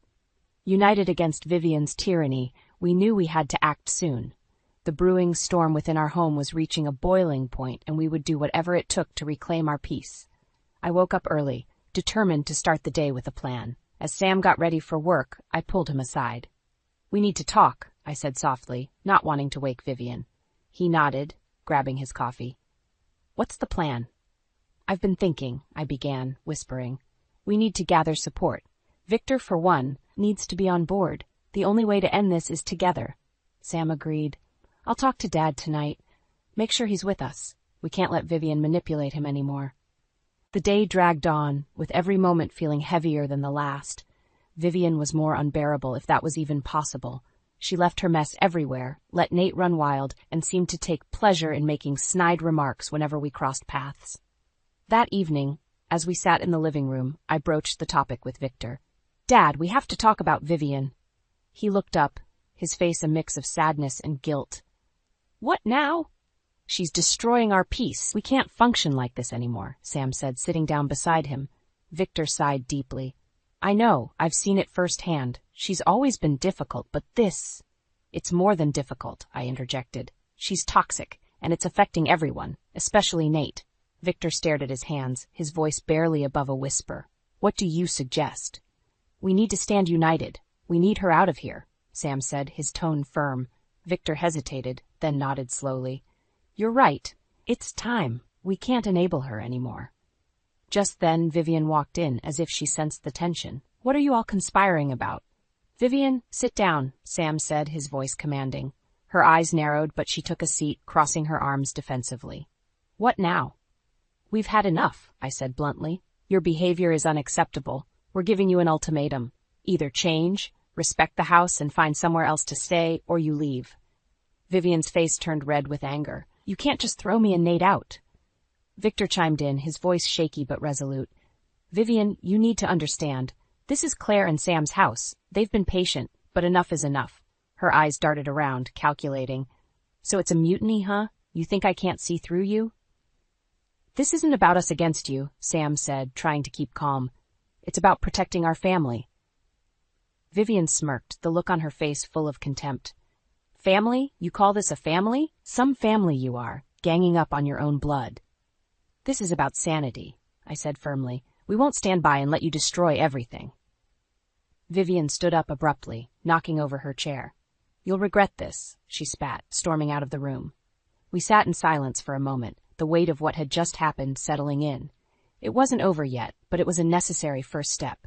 As Vivian's threats echoed in my mind, I knew we had to stay strong, united in our resolve. The days ahead would be challenging, but we were ready for them. We had to reclaim our home, our peace, and our lives. I woke up determined that today would be different. I had a plan, and it was time to execute it. Over breakfast, I exchanged a glance with Sam and gave a slight nod. We needed to act quickly and decisively. Claire, what's on your mind? Victor asked, sensing the tension. I put down my fork. Victor, Sam and I decided we're leaving the house today. What? Victor's eyes widened. Where will we go? We've found a small apartment nearby, just a temporary place until we figure things out, Sam said, looking at his father. Victor sighed heavily. All right, if that's the way it has to be. Vivian burst into the room looking livid. You're not going anywhere. This is a joke, right? No, I said firmly. We've had enough. We're leaving, and we're taking Dad with us. Vivian's face twisted in anger. You can't just run away! You think this solves anything? Sam stood up, his expression stern. Yes, it does. It's time we took control. Vivian's eyes narrowed. I won't let you do this. You're abandoning family. Victor, his voice steadier than it had been in years, spoke up. No, Vivian, you've abandoned us. We can't live like this. I headed toward the door, grabbing the packed suitcases we'd stashed there earlier. Sam followed, helping Victor to his feet. Vivian tried to block our path. You'll regret this, she hissed. No, you will, Vivian, I retorted. You've brought this on yourself. Vivian grabbed my arm, her grip tight and desperate. Claire, please, don't do this. I shook her off, my resolve unshaken. We have to, for our own sanity. She stood there, defeated, as we walked out. The drive to the apartment was silent but filled with an unspoken relief. Upon arrival, the small space felt like a haven compared to the chaos we'd left behind. Sam set up Victor's things and helped him settle into a recliner. We'll be okay, Dad. This is just temporary until we figure out our next move. Victor nodded, looking around the modest apartment. It's better than living in that tension. That night, as we sat around a makeshift dinner table, the atmosphere was lighter, the air easier to breathe. We should have done this sooner, Sam said, his eyes reflecting a mix of relief and exhaustion. I agree, I said, feeling the weight lift off my shoulders. Victor took a deep breath. Thank you, Claire. Thank you, Sam, for everything. The next few days passed uneventfully, a stark contrast to the turmoil we'd endured. For the first time in months, we felt a sense of peace. We were finally free from the toxic grip of Vivian, and it felt like a fresh start. As I lay in bed that night, I knew we'd done the right thing. Vivian's threats and manipulations no longer had power over us. We were starting a new chapter, one where we controlled our happiness and peace. No more shadows loomed over our lives. Life in the new apartment settled into a comforting routine quickly. For the first time in what felt like forever, there was a sense of calm and stability. One afternoon, Sam came home with some news. I ran into an old friend today, Mark. You remember Mark, right? I nodded. Of course. How's he doing? He's good, Sam replied, a slight frown forming. He mentioned seeing Vivian. My heart skipped a beat. What did he say? She's staying with her ex-boyfriend, Derek, Sam said, his voice lowering. Apparently, it's not going well. He's a pretty shady character. My stomach turned. I hope Nate's all right. He doesn't deserve this. We can't control Vivian's decisions, Claire. We did our best, Sam reassured me. We had to protect our own family. That evening, as we were having dinner, my phone buzzed with a message. It was from a number I didn't recognize. I read it aloud. You think you won, Claire? Think again. This isn't over. Victor looked up, worry etched across his face. Vivian? Who else? Sam muttered, shaking his head. Ignore it. She's just trying to rattle us. Although we brushed it off, a tension settled over us. We knew Vivian wouldn't give up easily, but we were prepared. Our newfound peace was worth fighting for. A few days later, Derek showed up at our apartment. The look on his face was grim. "Are you Claire?" he asked. "Yes," I said, feeling both confused and cautious. "What do you want?" "It's about Vivian," he began. "She's out of control, even for me. I kicked her out this morning." Sam stepped forward. "And Nate?" "He's with me, safe," Derek said quickly. "But you need to know, she's been talking crazy stuff saying she'll take revenge on all of you." Victor sighed heavily. "What now?" "We keep living our lives," I replied firmly. "We won't let her threats control us." Derek nodded. "Good. Be careful. She's unpredictable." As he left, a heavy silence filled the room. Vivian was still a threat, but her power over us had significantly diminished. We had drawn a line in the sand, and we wouldn't back down. The next few weeks brought their share of challenges. Vivian's absence was both a relief and a reminder of the chaos she had caused. My thoughts often wandered to Nate, hoping he was safe with Derek, despite everything. One evening, while Sam and I were cleaning up after dinner, there was a knock at the door. I opened it to find Vivian, disheveled and desperate. "Claire, I need help," she pleaded. "Vivian, you've caused enough trouble. We can't let you back into our lives," I said, my voice steady. Her eyes filled with hatred. "You think you're better than me? You're nothing without me to torment you." "That's where you're wrong," I replied calmly. "We're stronger now. We've found peace, and we won't let you take it from us." Vivian's face contorted with anger as she turned on her heel and stormed off. As the door closed behind her, a sense of finality settled in. We had faced our demons and emerged stronger. Sam put his arm around me. "She's gone, Claire. For good this time." "I hope so, Sam. I really hope so," I whispered, feeling the weight of the past months finally begin to lift. We had weathered the storm and come out the other side, a stronger, more united family. The shadows of Vivian's wrath would no longer haunt us. We were free. The months that followed Vivian's final outburst were transformative. Our small apartment became a haven of peace and unity. We forged new routines, and the tranquility was almost surreal after the tumultuous times we had endured. One sunny afternoon, Sam and I took a walk in the nearby park. The breeze was gentle, carrying the scents of blooming flowers. We sat on a bench, watching children play and enjoying the simple moment. "Can you believe how much our lives have changed?" Sam asked, looking at me with a content smile. "It's like we can finally breathe," I replied, squeezing his hand. "We made the right choice." "I'm just glad we did it together," Sam said. "We've become stronger through all of this." We walked back home, feeling lighter and more connected than ever. Victor was in the living room, reading a book. He looked up and smiled as we entered. "You two look happy," he remarked. "We are, Victor," I said, feeling genuine joy. "How about you? How are you settling in?" "Better than I could have hoped," he replied. "Thank you both for standing by me." Later, as we sat around the dinner table, the sense of family was palpable. The ghost of Vivian's influence had finally been exorcised, leaving room for healing and growth. Our conversations were filled with laughter and future plans, a stark contrast to the arguments and tension that used to dominate our lives. One evening, there was another unexpected knock at the door. This time, it was Derek and Nate. "Can we come in?" Derek asked, holding Nate's hand. "Of course," I said, stepping aside to let them in. Derek explained their situation. "Vivian's gone, Claire. She left Nate with me and disappeared. I can't take care of him on my own." I looked at Nate, who seemed lost and frightened. "You can stay with us," I said without hesitation. "Nate is part of our family." Nate's face lit up slightly, and he clung to Derek's side. "Thank you, Claire," Derek said, his voice choked with relief. As the days turned into weeks, Nate started to feel more at home. He bonded with Victor, who enjoyed having the young energy in the house. Sam and I felt a renewed sense of purpose, giving Nate the stability and love he desperately needed.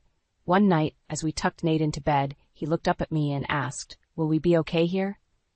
"Yes, Nate," I assured him, brushing the hair from his forehead. "We're safe now. We'll take care of each other." As I closed his bedroom door, Sam wrapped his arm around me. "We did it, Claire. We really did it." "We did," I echoed, feeling a profound sense of accomplishment. "And we'll keep doing it. Together." Our journey had brought us through dark times, but it had also forged unbreakable bonds. We had proven that no matter the storm, family and love would always guide us to calm waters. The shadows that once haunted our lives were gone, replaced by the bright promise of a new dawn. With a sense of fulfillment and hope, We faced our future, ready to embrace whatever came our way, knowing we had each other. I slammed the phone down, my heart pounding. "Evan, pick up the damn phone. You've been fired." No response. As usual, he'd ignored my calls during work hours. But this was different. This was a bombshell that could destroy everything we'd built. I stared at the termination letter, my hands trembling. How could this happen? Evan was a star analyst at his firm, always working late, taking business trips. We'd sacrificed so much for his career. Frantically, I tried his cell again. Right, straight to voicemail. I left another message, my voice shaking. "Evan, it's urgent. You've been fired." After what felt like an eternity, his call finally came through. "Are you serious?" he snapped. "Valerie, I told you not to call during work trips. Do you want to ruin everything for us?" "But you lost your job," I cried. "How could this happen?" "I'll figure it out," he growled. "Just stay out of it." The line went dead. I sank onto the couch, dazed. How were we going to manage? My freelance design gigs paid well, but not enough to cover our mortgage and Zoe's preschool fees. Panic gripped me as the reality sank in. Evan had been the bedrock of our family, working relentlessly to give us a comfortable life. And now, that security was shattered. What had gone so wrong?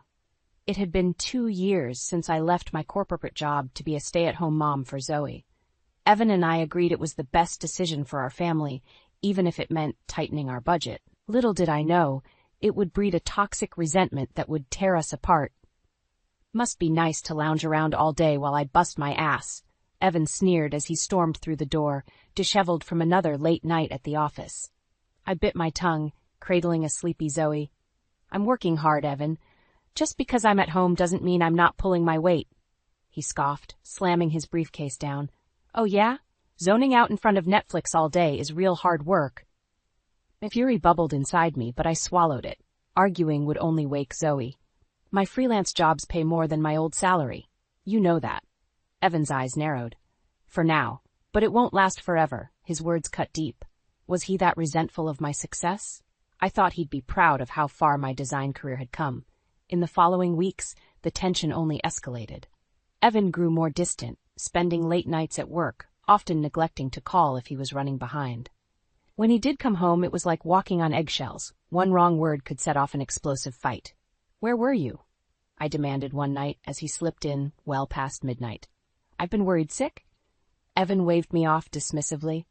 "Work stuff, you wouldn't understand." That smug, condescending tone, it made my blood boil. At my core, I knew something was off, but I pushed those doubts aside. Zoe needed her father, and I refused to be the one who tore our family apart over baseless suspicions. Until that fateful day, the truth came crashing down around me. Evan's late nights and constant work trips were becoming too much. I needed answers. While he was away on yet another business trip, I decided to dig deeper. Clutching his laptop, I took a deep breath and typed in his password. My hands trembled as his inbox appeared on the screen. Hundreds of emails, but one name stuck out like a burning ember: Rachel Morgan. I clicked on their thread, and my jaw dropped. Flirtatious messages, plans for secret rendezvous, even intimate photos. The evidence was damning. My husband, the man I'd devoted myself to, was having an affair. White-hot fury coursed through me, quickly followed by a sickening wave of nausea. How could he do this to our family? To Zoe? The rational part of me urged caution. Confront him first, I told myself. Don't do anything rash. But as I scrolled further, rage won out over reason. I grabbed an empty flash drive and copied every last incriminating file and photo. Let him try to deny it with this proof. By the time Evan returned home, I had the disk tucked away and a plan forming. I forced a smile as he breezed through the door. "Hey babe, miss me?" He swooped in for a kiss, his cologne sickly sweet. I turned my cheek, my jaw clenched. "Yeah, it's been real peaceful around here." Evan frowned. "What's that supposed to mean?" "Oh, nothing," I shrugged, feigning nonchalance. "Just wondering how your business trip was." He bristled, raking a hand through his hair. "You know how it is, Val. A lot of late nights, meetings, client dinners." My fists clenched at his blatant lies. "I'm sure Rachel kept you company." Evan paled, all the color draining from his face. "What are you talking about?" "Don't insult me by playing dumb." I spat the words like venom. "I saw everything, Evan. The emails, the photos. How could you do this to us?" For a long moment, he said nothing. Then, Slowly, the shock on his face melted into an arrogant sneer. You never did know when to mind your own business.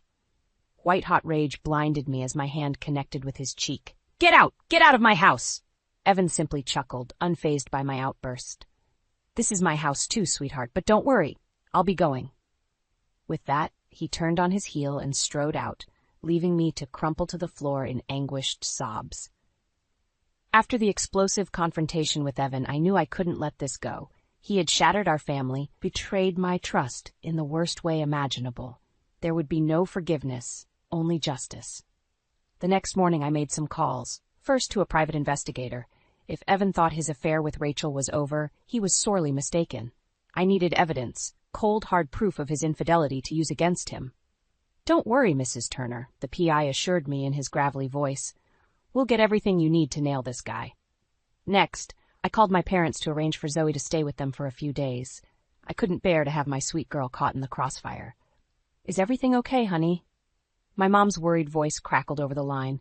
I took a deep, steadying breath. Not really, Mom. I found out Evan's been cheating. There was a stunned silence before she responded. Oh, Valerie, I'm so sorry. Bring Zoe over right away. With Zoe taken care of, I focused my energy on planning my revenge. Using the evidence I'd uncovered, I would bleed Evan dry. Take everything he had after he'd so callously thrown our family away. A few days later, the PI called with an update. Got eyes on the target, Mrs. Turner. He's back at the house with the mistress. Hot rage surged through me at the mention of Rachel's existence. I drew in a shaky breath to steady myself. Good. I'm on my way, and this time I'll be ready. I slipped into the darkened house, a burner phone in one hand to record their every move. Evan's car was out front, as was an unfamiliar sedan, no doubt Rachel's. Muffled voices drifted from the bedroom. I crept closer, stomach churning, and peered through the cracked door. There they were, tangled together like sordid lovers. My own husband, the man I'd promised my life to, locked in an intimate embrace with that woman. White-hot hatred surged through me. Well, I stepped into the doorway, holding up the phone to capture the shock on their faces.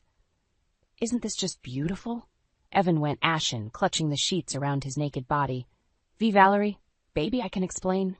Save it. I spat the words with cold fury. This little tryst is over. Get your things and get out, because I'm taking you for everything you're worth. Panic flickered across his features as realization dawned. You can't do this, Val. My eyes narrowed to slits. Watch me. With Evan and his mistress out of the house, I sprang into action. This was the moment I had been waiting for, a chance to watch karma unfold and serve up the ultimate revenge. I dialed the private investigator, adrenaline coursing through my veins. They're gone. Get your team over here now and set up the cameras. You got it, Mrs. Turner. We'll have eyes on the place in 20. True to his word, the PI and his crew arrived promptly, sweeping through the house to install hidden cameras and microphones. They worked swiftly and silently, like well-oiled machines. All set, the PI muttered gruffly. We'll pipe the feed directly to your laptop. You'll see and hear everything. I nodded curtly, my jaw clenched. Good. Now we wait. The hours ticked by agonizingly slow. I paced the cramped motel room, alternating between seething anger and icy determination. I would not let Evan wriggle out of this, not after the depth of his betrayal. Finally, around 9 p.m., movement flickered onto the laptop screen. My heartbeat quickened as Evan's car pulled into the driveway, followed closely by Rachel's. They hurried inside, hand in hand like shameless teenagers.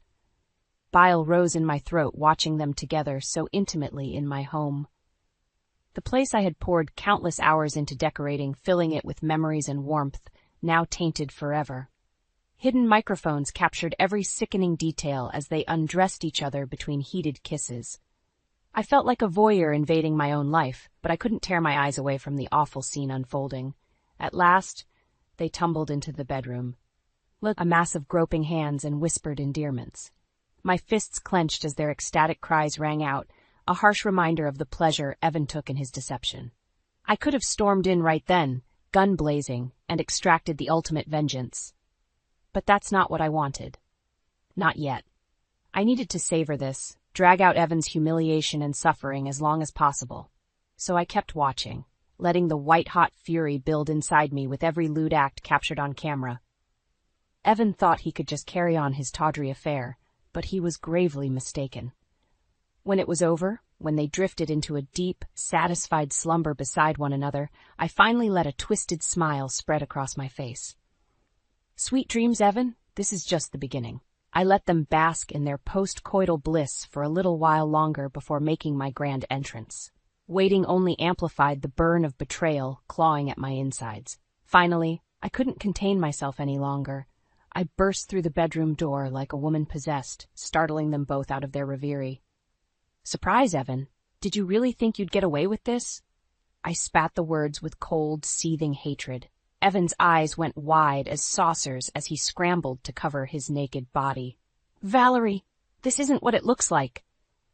The redhead beside him, Rachel, the homewrecker, let out a blood-curdling scream. She clutched the sheets to her bare chest, staring at me in abject horror. I merely laughed, a harsh, bitter sound. Shut up, you little whore. This is between me and my degenerate husband. Turning back to Evan, I pierced him with a look of pure, white-hot loathing. I have everything, you lying sack of crap, every text, every email, every sick little photo and video. His face drained of all color. For once, the arrogant snake had no snide remark, no clever lie to wriggle his way out. That's right, I hissed, taking perverse satisfaction in his obvious panic. There's no more hiding, no more deception. I'm going to destroy you, Evan. Financially, professionally, you'll be left with nothing when I'm through. He opened his mouth, perhaps to plead or bargain, but I silenced him with a raised hand. Don't bother begging. It's over. I'm calling both our families right now and telling them everything. I whipped out my phone with a cruel smile. Then we can decide together how to proceed with the divorce.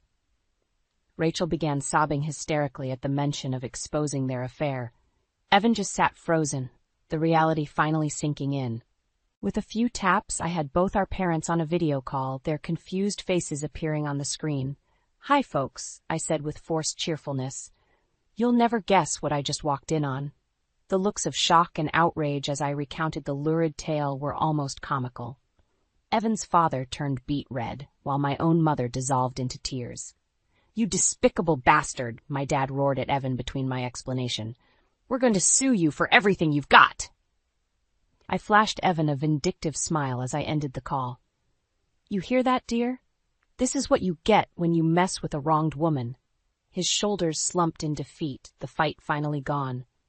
And as for Rachel, she knew her part in our family's destruction was over. With a strangled cry, she gathered her things and fled from the room, from the life she helped turn upside down.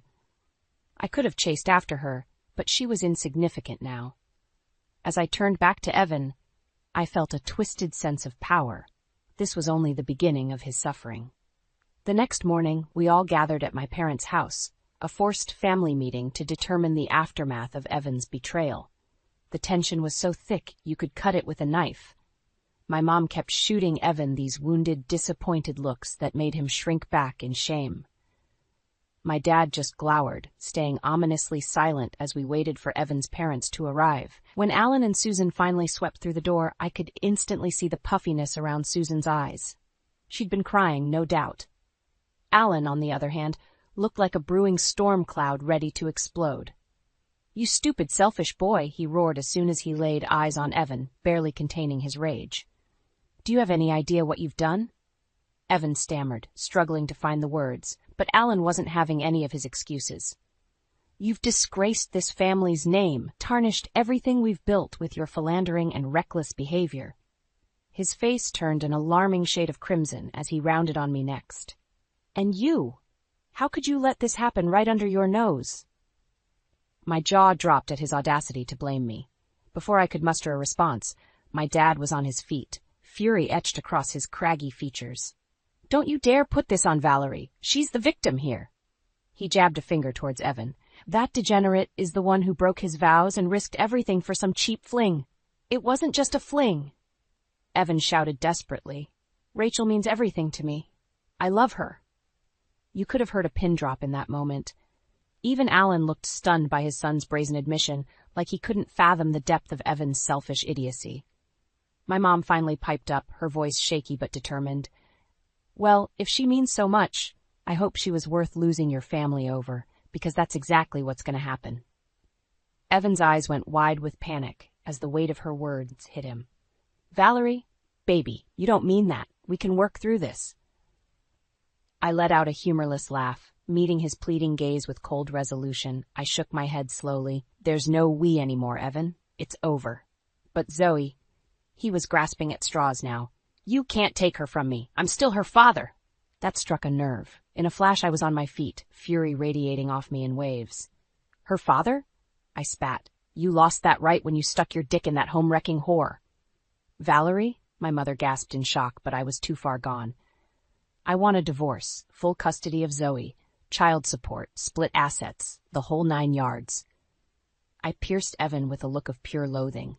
"And you're going to give it all to me without a fight. Otherwise, I'll take you for every last penny." For a long, tense moment, Evan said nothing. Then slowly, the fight seemed to leave him. His shoulders slumped in resignation. You can't be serious, Val. You're really going to do this?" The question hung heavy in the air. I opened my mouth to answer, to utterly crush what little hope he clung to. But Alan beat me to it with a weary sigh. "She's not the one you should be asking, son." He looked utterly defeated as he shook his head. "You did this to yourself, to all of us." For the first time, I saw real remorse flicker across Evan's features as my father-in-law's words struck their mark. But it was too little, too late. I was already moving on, without him. The aftermath of confronting Evan was a whirlwind. One minute I was living my dream life as a wife and mother. The next, everything came crashing down around me in spectacular fashion. But I refused to be a victim. Not anymore. I gathered up what little dignity I had left and moved in with my parents, if only temporarily. It was a tight squeeze, but they insisted I stay as long as needed to get back on my feet. "You focus on you and Zoe," my mom soothed as we settled into my old childhood bedroom. "That no-good son of a bitch doesn't deserve another thought." Easier said than done. Despite my anger, my heart still ached with the gut punch of betrayal whenever I let my mind wander to Evan. But then I'd remember the cold, hard evidence of his unfaithfulness, and that ache would turn to a scorching fury. The divorce proceedings were underway thanks to my dad's ruthless legal team. Evan didn't even put up a fight, not after the brutal showdown that laid bare all his sins. I'd get everything I demanded and then some. And just when I thought he couldn't stoop any lower, a bombshell revelation rocked us all. During one meeting with the lawyers, Evan's own father dropped a truth bomb that left us all reeling. "You need to know the real reason my son lost his job," Alan said gravely. "It wasn't just the affairs or dereliction of duties." He paused, seemingly pained to even voice the words. "Evan has a gambling problem. A big one." You could have heard a pin drop as that sank in. My own husband, frittering away our hard-earned money to feed his vice, lying through his teeth about it all along. "That's why the company had to let him go," Alan continued, his voice thick with shame. "He was making unauthorized trades to try and cover his losses. When it all unraveled, they had no choice." Suddenly, a lot of things started making sense. The long hours, the constant business trips, his reticence about our finances. While I spun my wheels as a freelancer, Evan was gambling our future away behind my back, as if the affair wasn't a deep enough wound. By the time all was said and done, Evan faced criminal charges for embezzlement from his firm.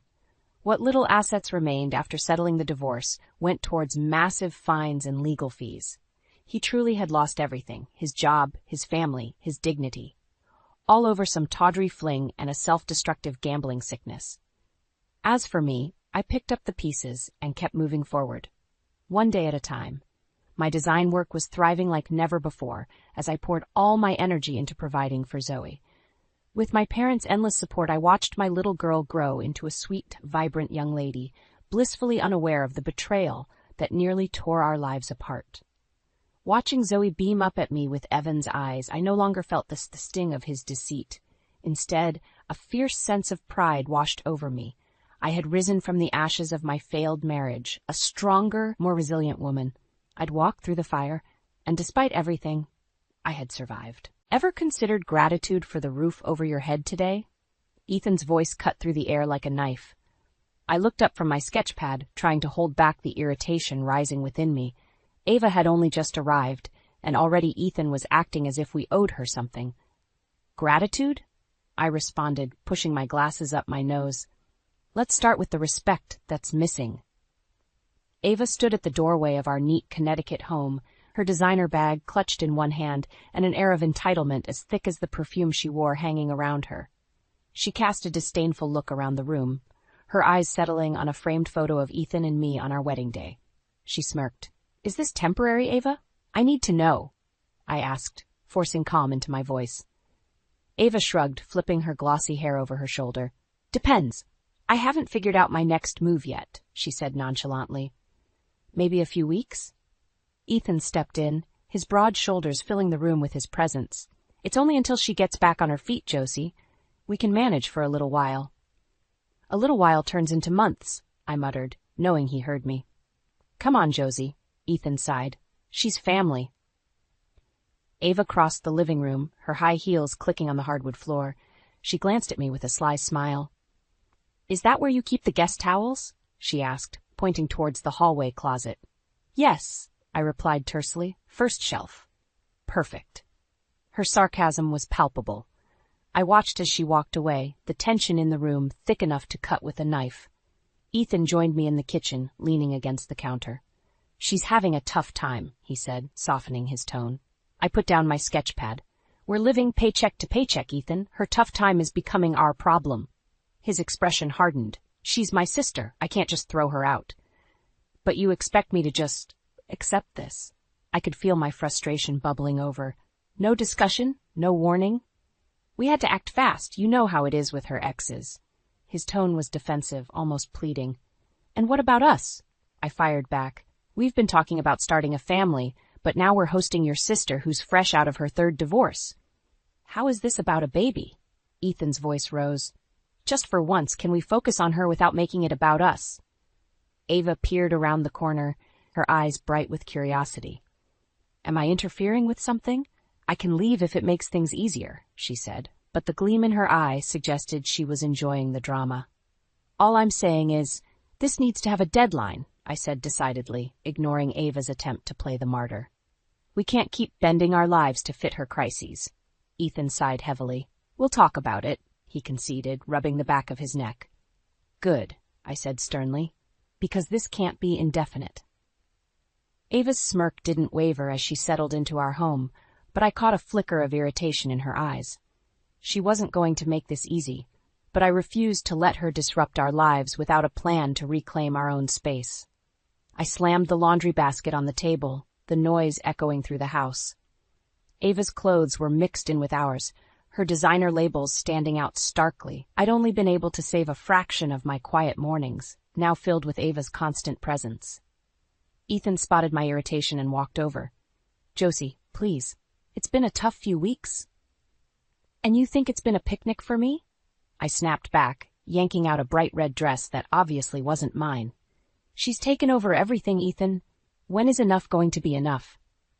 He glanced back at the living room where Ava was lounging, flipping through a magazine. I know it's not easy, but we're family. I threw a t-shirt into the basket with more force than necessary. That excuse is wearing thin. Ethan sighed deeply, running a hand through his hair. Just a little longer, Josie, please. Ava's voice floated into the room, cutting off our conversation. Ethan, can you get me another coffee? Ethan's jaw tightened, but he nodded and walked into the kitchen. I followed, watching as he poured coffee into a mug, clearly frustrated. You're spoiling her, I whispered. She's never going to leave. He put the coffee down harder than he needed to. What do you want me to do, Josie? She's my sister. Ava's voice carried over again.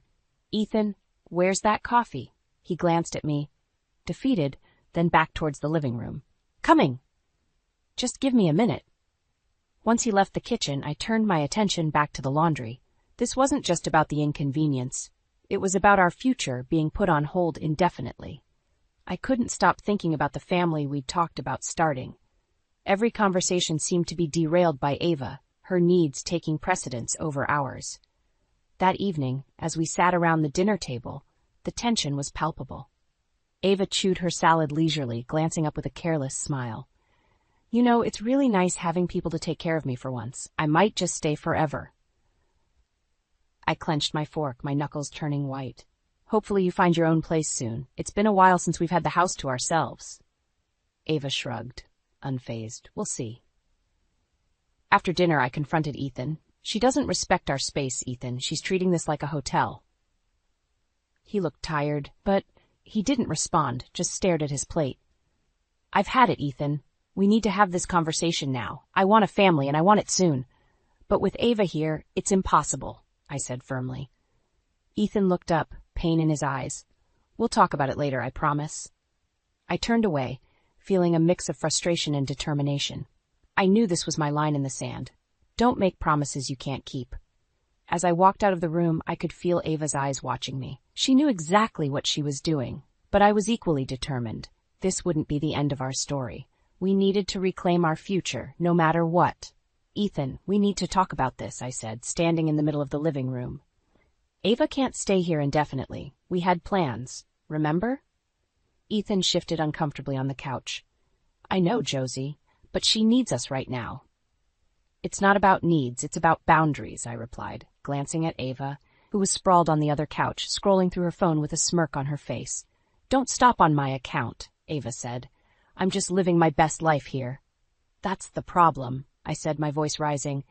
You're living your best life while ours is falling apart. Ava put down her phone and looked at me with mock sympathy. Oh, come on, Josie, don't be so dramatic. I'm not being dramatic, Ava. I'm being realistic, I snapped. We need our space back. Ethan and I need to focus on us. Ethan stood up, rubbing his temples. This isn't the time for this conversation. Then when? I demanded. You keep pushing it back, and it's only getting worse. Ava's phone rang, and she picked it up with an exaggerated sigh. Hello? Yes, I'll be there in a minute. Oh, and don't worry, I've got everything under control here. She glanced at me with a smirk. Looks like I've got dinner plans. Don't wait up. As she breezed out the door, Ethan slumped back onto the couch. I don't know what to do, Josie. She's been through so much. And what about us, Ethan? I pressed. We've been through a lot, too. When do we get to focus on our own lives? He looked at me, his eyes filled with pain. I need more time, Josie. I'm running out of patience, Ethan, I said quietly. We need to find a solution, and soon. Days passed, and Ava's presence became more overbearing. She left her things scattered all over the house, took long calls at odd hours, and commandeered the TV for her shows. It felt like she was everywhere, all the time. Then one evening, I overheard a phone conversation that made my blood boil.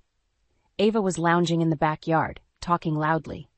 Yeah, I'm totally living the life here, she said. They're such pushovers. I mean, seriously, I could stay here forever, and they wouldn't kick me out. Ethan wouldn't, at least. Josie? She's a different story, but I've got her wrapped around my finger. I clenched my fists, my nails digging into my palms. I had had enough. I marched outside, my heart pounding in my chest. Enjoying your private phone call? I said, my voice icy. Ava looked up, startled, then quickly recovered. Just catching up with an old friend. Is that a problem? It is when you're plotting to take advantage of us, I said, stepping closer. This isn't your home, Ava. It's time you found your own place. I'm family, Ava retorted, her eyes narrowing. You can't just throw me out. Watch me, I said, my voice shaking with anger. You've overstayed your welcome. Ethan appeared in the doorway, drawn by the commotion. What's going on? Ava's leaving, I said firmly, tonight. Ethan looked between us, torn. Josie. No, Ethan, this has gone on long enough. Ava stood up, fury in her eyes. You'll regret this, Josie. You're making a big mistake. I'll take my chances, I said. Pack your things, Ava. It's over. As Ava stormed back into the house, I glanced at Ethan. I had to do it. For us. He nodded slowly, sadness etched on his face. I know, we'll figure it out. Watching Ava pack and leave wasn't easy, but it was necessary. Our lives had been thrown into chaos, and we needed to reclaim them. This was just the beginning. I was ready to fight for our future, no matter what. I sat across the desk from the attorney, a stack of papers in front of me. The fluorescent light buzzed overhead, amplifying the tension. The attorney peered over his glasses, scanning the documents. These are inheritance papers from your grandmother? He asked, tapping the stack. Yes, I replied, leaning forward. I need to know my legal standing regarding the house. He nodded slowly, flipping through the pages. Interesting. This document here suggests you have a significant claim to the property. It seems you co-own it, Josie. A surge of relief washed over me, but I kept my composure. What does that mean exactly? It means, he said, looking up, you have as much right to the house as Ethan does. Any decisions about living arrangements should include you. I felt a sense of empowerment. Perfect. Thank you. Leaving the attorney's office, I felt a newfound determination. Ava wouldn't walk all over me anymore. I stood outside, the autumn breeze rustling the leaves, and made my decision. Back at home, Ava was in the kitchen, chatting loudly on her phone. She didn't even acknowledge me as I walked in. Well, since I'm here indefinitely, I might as well look into redecorating, she laughed into the phone. I clenched my fists, anger boiling within me. Ava, we need to talk. She glanced up lazily. Can it wait? I'm kind of busy. No, it can't, I said firmly. I took a deep breath.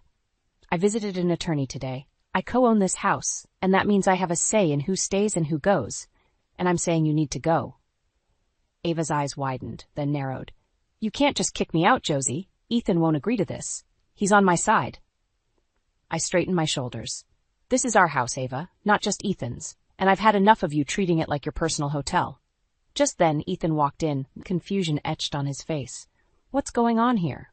I stood my ground. I went to see an attorney, and it turns out I co-own this house. I have a legal right to decide who stays here. Ava needs to leave.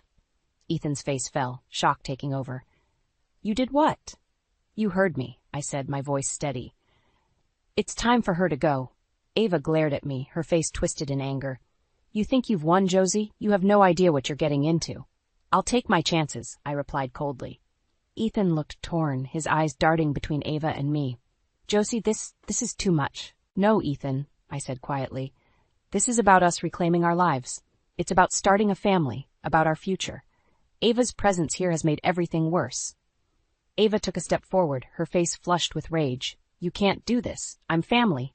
I matched her step, my voice firm. And this is my home. You need to leave. Ethan put a hand on his forehead, sighing deeply. Ava, maybe it's time. We need to focus on our lives here. Ava seemed to freeze, betrayal flashing across her face. Fine, she spat. I'll leave, but don't think for 1 second that this is over. She stormed out, slamming the door behind her. I turned to Ethan, my resolve unwavering. We need to move forward, Ethan. For us. He nodded slowly, sadness and understanding mingling in his eyes. We will, Josie, we will. As I watched Ava's car disappear down the street, I felt a sense of victory but also lingering tension. I knew this was only the beginning of reclaiming our home and our future. Our battle wasn't over, but for now, we had taken a step towards regaining control. The tension in the house was almost tangible. Ethan and I sat at the kitchen table, the silence punctuated by the ticking clock. I knew we needed to have the conversation that had been looming over us, about our future, and about Ava. We need to talk, I said, breaking the silence. Ethan glanced at me, his shoulders sagging. I know. I want us to start a family, Ethan, but Ava's constant presence is driving a wedge between us. It's not just about space, it's about our relationship, I explained, my voice steady but firm. He looked down, fiddling with the coffee mug in his hands. I get it, Josie. Believe me, I do. But she's my sister. And I'm your wife, I countered. We've been dancing around this issue for too long. As if on cue, the front door banged open. Ava stormed in, her eyes blazing. Call a family meeting? What is there to talk about? She demanded, dropping her bag on the floor with a thud. I stood up, holding the inheritance papers like a shield. These prove that I co-own this house. You can't stay here without my consent. Ava's face contorted in fury. You think a piece of paper changes anything? Ethan's my brother. Blood is thicker than a stupid legal document. Ethan stood, stepping between us. Ava, this is serious. We need to talk about what's best for everyone. Ava's laugh was hollow. What's best for everyone, or what's best for Josie? This isn't just about me, I said, my voice shaking with emotion. This is about our future, Ethan's and mine. We want to start a family, and we can't do that with you here. Ethan turned to Ava. She's right, Ava. I love you, but we've got to think about our lives too. Ava's eyes glittered with anger. You're choosing her over me? Your own sister? I'm choosing my wife, Ava. We have to move forward. You'll regret this, Ava hissed. She snatched her bag off the floor and marched toward the door. Don't think for a second this is over. You haven't seen the last of me.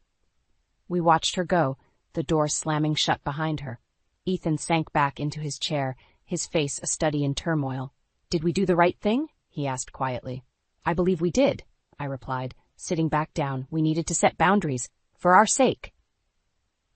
Days passed, and the house felt strangely quiet, the absence of Ava's chaos almost unsettling. Yet, underneath the calm, a tension lingered. Ethan and I cautiously began rebuilding our routines, our talk of starting a family inching back into conversations. One evening, while folding laundry, I noticed a tear-streaked letter amongst the papers Ava had left behind. It hinted at unpaid debts and manipulation, calling into question everything she had said. Determined, I made a call to our attorney, setting an appointment to discuss further actions we could take. I was ready to protect our future, no matter the cost. Over the next few weeks, Ethan and I started to heal, even finding moments of peace. But I couldn't shake the feeling that Ava was still out there, watching and waiting. It was a fragile peace, and I knew we had to be vigilant. As Ethan and I stood together, planning our future in hushed tones, I felt a spark of hope. We had reclaimed our home. Now, we would fight to keep it. The news that Ava was back in town spread quickly. Ethan and I were trying to rebuild our lives, to return to some sense of normalcy, but Ava's shadow loomed large. One evening, as we sat down to dinner, the phone rang. Ethan answered, his face growing pale as he listened. "Ava," he whispered, putting the call on speakerphone. "Miss me?" Ava's voice was sharp and mocking. "You didn't think I'd disappear that easily, did you?" "Ava, what do you want?" I asked, my voice steely. "Oh, just wanted to remind you two that family is forever," she replied sweetly. "I was hoping we could reconcile." "Reconcile?" Ethan's voice was wary. "Yes, little brother, you see, I've had some time to think and I realized that maybe I was too hasty. Let's meet and talk," she said. "Where?" I asked, not hiding my suspicion. "There's a cafe downtown, tomorrow at noon," she said, and the line went dead. Ethan and I exchanged glances, worry etched on his face. "Josie, what if she means it? Or what if she's planning something?" I replied. When we arrived at the cafe the next day, Ava was already there, sipping on a latte. She smiled as we approached, but there was no warmth in her eyes. "Glad you could make it," she said, gesturing to the seats opposite her. "Ava, why did you call us here?" I asked, cutting to the chase. "Straight to business, huh? No pleasantries?" She laughed, a cold, empty sound. "Fine, I need money." Ethan stiffened. "Money? For what?" "To fix the mess you two made in my life. Remember, I was the one uprooted," she said, leaning forward. "I need help with my debts." We were silent for a moment. Ava's demanding nature hadn't changed. If anything, it had become more desperate. "We can't just give you money, Ava," I said firmly. "Really?" Her eyes flashed with anger. "You owe me. Compensate me for the life you disrupted." "Ava, you were the one who stayed for months causing trouble," Ethan said, his voice equally firm. She sighed dramatically. "Fine. If it's not money you'll give, maybe your support. I need a favor." "What kind of favor?" I asked warily. "Just a place to stay for a while, a roof over my head until I sort things out," she said, her tone almost pleading. Ethan looked at me, conflicted. "Josie?" "No," I said, shaking my head. "We've been through this. You need to stand on your own, Ava." Ava's expression turned icy. "I see. So this is your final answer?" "Yes," I replied firmly. "It is." She stood, her chair scraping loudly against the floor. "You'll regret this," she hissed. "Remember my words, Ethan. Family is forever." With that, she stormed out of the cafe, leaving us in a tense silence. Ethan reached for my hand, his grip tight. "We did the right thing," he said, more to convince himself than me. "Did we?" I whispered, the doubt creeping in. As weeks passed, Ava didn't let up. She sent messages, left voicemails, and once even showed up at Ethan's workplace, causing a scene. She was relentless, her presence a constant reminder of the turmoil she brought into our lives. One night, Ethan came home looking more worn out than ever. "She was at my office again today." "Ethan, we can't keep living like this," I said, my frustration spilling over. "She's pushing and pushing, trying to break us." "We need to find a way to stop her," he agreed. "For good." In that moment, I saw a spark of the old determination in Ethan's eyes. We would fight this battle together.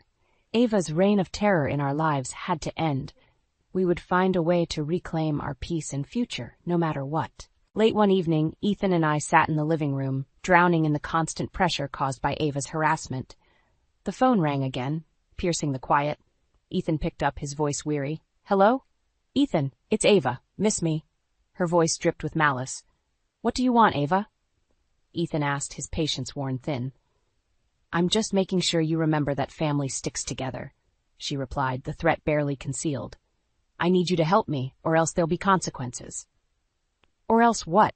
I interjected, grabbing the phone from Ethan's hand. Or else I start talking, she replied smoothly. People might be interested in hearing some of the skeletons in your family's closet. What are you talking about, Ava? Ethan asked, his voice shaking. Oh, you'll find out soon enough, she said and hung up. Ethan's face was pale. What could she be talking about? We need to get ahead of this, I said firmly. The next morning, we decided to visit Ethan's parents. If there were secrets, they needed to be unearthed now. We found his mother in the garden, tending to her roses. Mom, we need to talk, Ethan said seriously. She looked up, concern etching her face. What's wrong, Ethan? Ava's threatening to reveal secrets about our family, he explained. His mother's hands trembled as she lowered her gardening tools. Oh no, she whispered. What is it? I pressed. There were things, she began hesitantly. Things about Ava we tried to keep hidden, to protect her. Protect her from what? Ethan asked, frustrated. She was manipulative, even as a child, she admitted. Always playing people against each other, creating chaos. We thought she'd grow out of it, but it only got worse. Why didn't you tell us? I asked, shocked. We didn't want to tarnish the family name, she said softly, but it looks like she's not going to stop. Back at home, Ethan and I tried to piece together our next steps. Ava's threats loomed over us like a storm cloud. That evening, another call came. You still haven't agreed to help me, Ava's voice taunted. Tick-tock, time's running out. Ava, we know about your past, Ethan stated bluntly. We're not going to let you control us anymore. A silence followed. Then she laughed. So you're finally willing to play dirty? Let's see how far you'll go. The line went dead. The next day, Ava's threats materialized. She posted old family secrets online, damaging Ethan's reputation and stirring up a storm. Ethan's boss called, concerned about the rumors. What are we going to do? Ethan asked, feeling defeated. We fight back, I replied, determined. We expose her for the manipulative liar she is. With newfound resolve, we started gathering evidence of Ava's manipulations. We contacted everyone she'd wronged, collecting testimonies and documents. We drafted a comprehensive report detailing her history of deceit. The showdown came when we called a family meeting. Ava arrived, smug and confident, convinced she still held power over us. What's this about? She asked, looking around the room. We have something to show you, I said, sliding the thick report across the table. Your history of manipulation, laid bare. Her eyes widened as she flipped through the pages. This is all lies, she shrieked. It's the truth, Ethan said, his voice steady. And we're ready to take this public if you don't stop. Ava's face contorted in rage. You wouldn't dare. Try us, I replied coldly. She slammed the report shut and stood up, her composure shattered. This isn't over, she spat and stormed out. Ethan and I stood together, united. We had taken the first steps in reclaiming our lives from her grasp. The battle wasn't over, but we were no longer afraid. We were ready to fight for our future, no matter what Ava threw our way. Ethan and I woke up to a strange calm that morning. Ava's departure left a void, but it was a void filled with potential. We had endured the worst, and now it was our time to rebuild. As we sat at the breakfast table, Ethan looked at me with a small, hopeful smile. What do you want to do today?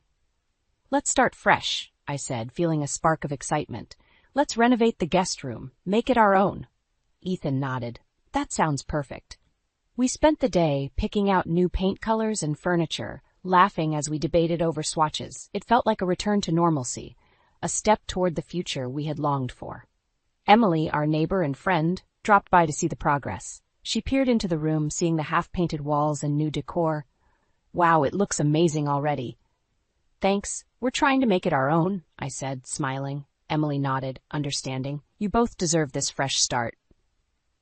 As we worked, Ethan turned to me, wiping a streak of paint from his cheek. You know, Josie, I've been thinking, maybe it's time we took the next step, started trying for that family we talked about. My heart leaped. Really? He nodded, his eyes filled with warmth.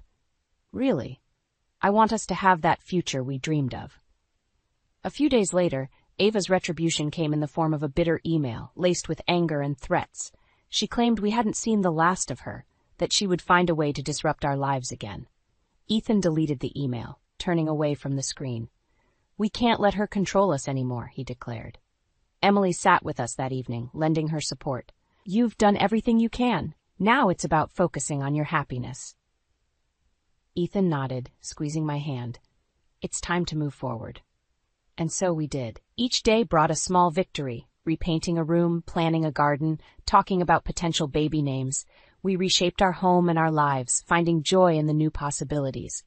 One evening, as we sat on the porch sipping tea and watching the sunset, Ethan turned to me. Do you think she'll ever truly leave us alone? I took his hand, feeling the strength in his grip. Maybe not. But we've learned how to stand up to her. That's what matters. Ethan sighed, a mix of relief and determination in his eyes. You're right. We have each other, and that's enough. As the summer days lengthened, our home became a sanctuary again, the echoes of Ava's chaos fading into the background. We celebrated small milestones, repainting the last room, planting the first seeds in our garden, sharing quiet evenings together. Knowing that Ava's presence could resurface at any moment, we remained vigilant but not fearful. We had faced the worst and come out stronger. We had reclaimed our home and our future. Life was not perfect, but it was ours. Ethan and I embraced each day with a new sense of purpose, determined to build the family and the future we had always dreamed of. And as the sun set on another day, we knew that whatever challenges lay ahead, we would face them together, standing tall and resilient. With hope in our hearts and the promise of new beginnings, we looked forward to the bright horizons yet to come. I can't believe you, Josh. After everything, you're just throwing us away for her? You haven't kept me happy in years, Fiona. Stop acting surprised. You knew this was coming. The words hit me like a freight train. We stood in our cozy kitchen, the sink still filled with unwashed dishes from breakfast. Josh's eyes were cold, a reflection of the man I no longer recognized. My hands trembled as I gripped the counter, trying to process his indifference. Years? You're saying this has been going on for years? Yes, and you didn't even notice. I've been miserable, Fiona. We both have. This is for the best. His tone was flat, as if he were discussing the weather. He reached into his briefcase and pulled out a manila envelope, placing it on the table with a thud. What's that? I demanded, my voice cracking. Divorce papers, he replied, leaning back casually. And an alimony agreement. I've signed everything. Just need your signature. I stared at the papers, bile rising in my throat. You planned this, all of this. While I was working to support us, you were playing house with her. Josh shrugged. I found happiness with Katie, something you couldn't give me. Fury surged within me. I was the one keeping this family afloat, while you pretended to day trade. I worked late hours, missed events for Claire because you couldn't be bothered to get a real job. The hurt was overwhelming. Let's not make this harder than it is, Fiona. Just sign the papers. You'll get your fair share. Fair share? I scoffed. You think this is fair? I flipped open the envelope, my eyes quickly scanning the pages. The alimony agreement heavily favored Josh, minimizing his financial responsibilities. I felt like I was suffocating. He took a step closer. It's done. I'm moving in with Katie, and you can keep the house. You think you can just walk away like this, without any consequences? Josh returned my stare, his expression unyielding. There are no consequences because I'm not wrong. You've known this was over for a long time. My fury mixed with the deep ache of betrayal. You're a coward, Josh. Hiding behind your lies and deceit. What do you think Claire will say when she finds out? She already warned me about you. He shrugged again. She'll understand eventually. Kids adapt. I'm done here, Fiona. With those callous words, he walked out, leaving me standing amidst shattered dreams and broken trust. I crumpled to the floor, my eyes welling with tears as I clutched the unsigned papers. How had my life come to this? Minutes, maybe hours, passed before I mustered the strength to stand. I needed to leave this place, find solace, and regroup. I grabbed my coat and keys and stumbled out the door, the weight of betrayal pressing down on me. My destination was clear, my mother's house, the only refuge I had left. I sped down the highway, the cold night air seeping through the cracks of my old car. I couldn't shake the image of Josh's smug face out of my mind. How could I have been so blind? The streetlights blurred past as tears clouded my vision, but I pressed on. I would not break down now. By the time I reached my mother's house, my emotions were teetering on the brink. I parked and walked the short pathway to the front door. the gravel crunching under my feet, offering little comfort. Before I could knock, the door swung open, revealing my mother, Emily, looking concerned. "Fiona, what's wrong?" she asked, her voice laced with worry. "It's Josh," I managed to choke out as I stepped inside. "He's been having an affair, and he just handed me divorce papers." My mother's face grew stern. "That son of a—" I knew something wasn't right with him. Come in, let's get you settled." I walked to the living room and slumped onto the couch, the familiar scent of vanilla and lavender helping to calm my racing heart. Emily sat beside me and held my hands. "What happened?" she asked softly. Between sobs, I recounted the evening's events. My mother listened intently, rage brewing beneath her calm exterior. "You need to fight this, Fiona. You can't let him walk all over you." "I don't even know where to start," I admitted, burying my face in my hands. "We'll figure it out. You're not alone. Claire will be here soon," she said. As if on cue, the door opened and Claire rushed in, her eyes wide with concern. "Mom, I got your message. What's going on?" I explained everything again. Claire's expression shifted from shock to anger. I knew he was a snake.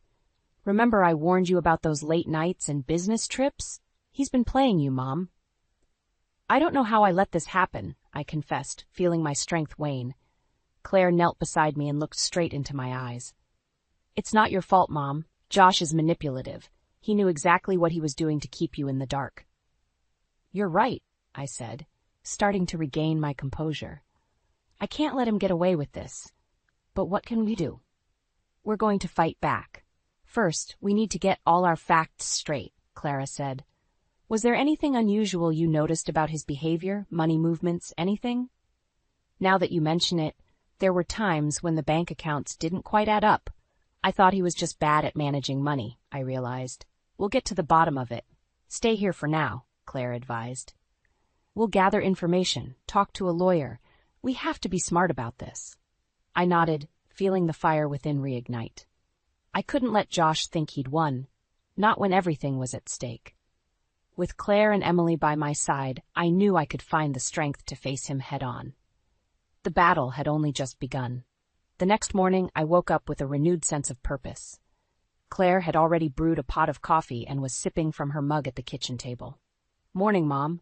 She greeted me, sliding a cup towards me. "We need to talk to Grandpa Walter." "Josh's dad?" I asked, skeptical. "Why would he help us?" Claire leaned forward, her eyes sharp. "Grandpa Walter helped you and Dad get this house, remember? He won't be thrilled to learn Josh has been messing around and planning this deceit."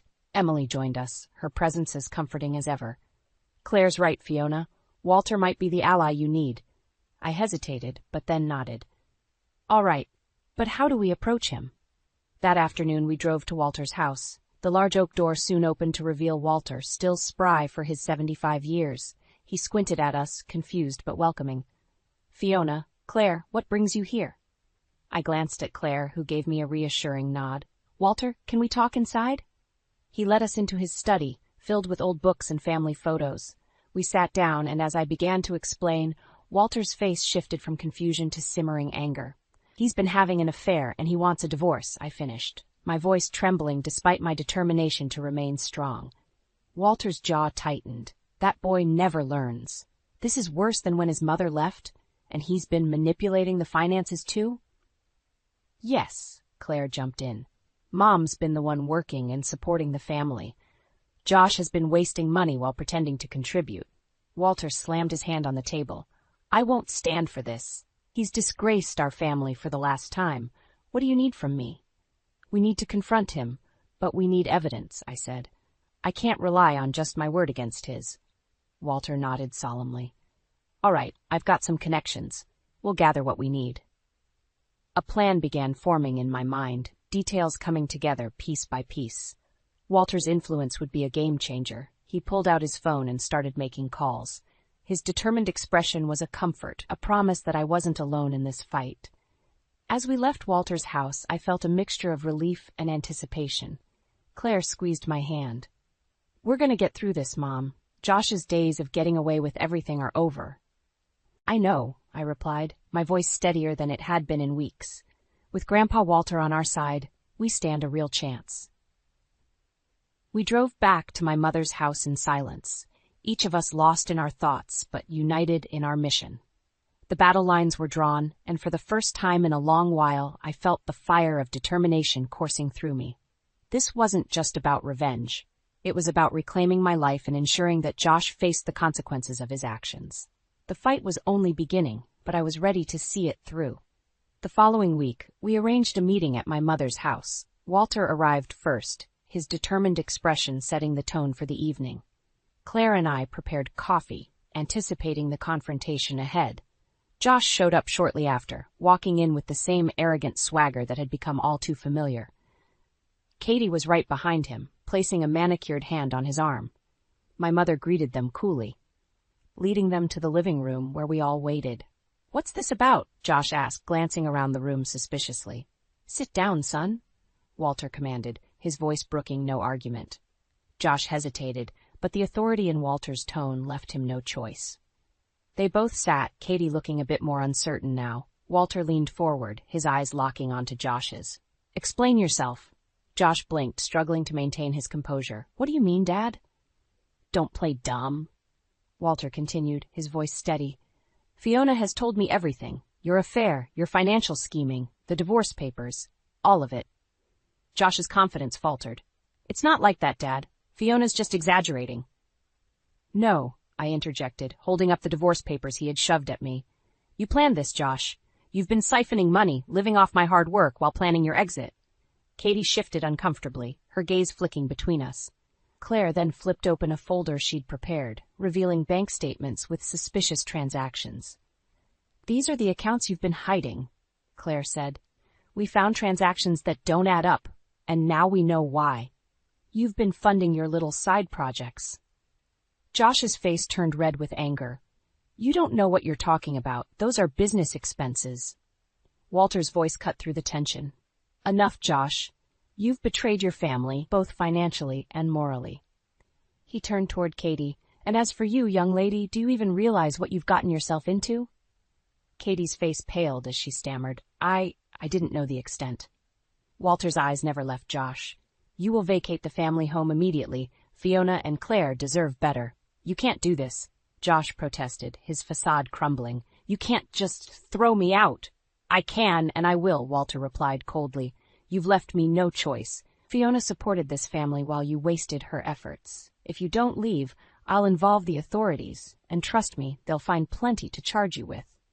Josh stood up, his shoulders sagging in defeat. "You'll regret this," he spat, but his words lacked power. "I doubt it," I said, standing tall. "This is over, Josh. You lost."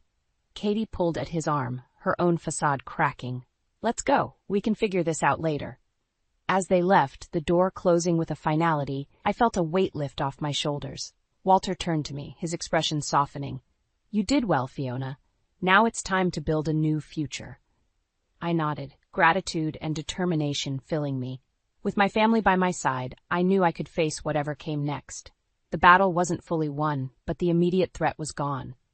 Walter's backing had made sure of that. Josh had vacated the house, leaving us to pick up the pieces of a life shattered by his betrayal. A few days later, I stood in my new condo. It was smaller, but it was mine. Claire helped me unpack, her presence a constant source of strength. "It's cozy," she commented, setting a stack of plates in the kitchen cabinet. "Yeah, it is," I agreed, feeling a sense of relief for the first time in months. "Thank you for everything, Claire. I couldn't have done any of this without you." She smiled. "We're in this together, Mom. You don't have to thank me. Let's just focus on moving forward, okay?" Just then, my phone buzzed on the counter. It was a message from Josh. "You'll pay for this. You've ruined everything." I handed the phone to Claire, my hand shaking. "He's just trying to rattle you," she said, half deleting the message. "Ignore him. He's lost." We spent the rest of the day setting up my new home. By evening, it felt almost comfortable. Exhausted, we collapsed on the couch. "What's our next step?" I asked, knowing Claire already had a plan. "We need to talk to a lawyer," she said. "We have to protect what's yours and make sure he doesn't come after any more of your money." I nodded. "I'll call first thing in the morning." The next day, we visited the law offices of Miss Harper, a fierce attorney recommended by Walter. As we sat in her office, I couldn't help but feel a bit anxious, but Claire's steady presence grounded me. "Fiona," "Claire, nice to meet you," Miss Harper said as she entered, shaking our hands. Walter filled me in on the situation. "It's a mess, but it's not insurmountable. We'll start with financial investigations." "We've already found some suspicious transactions," Claire said, handing over the folder. "This could be a starting point." Miss Harper reviewed the documents, nodding thoughtfully.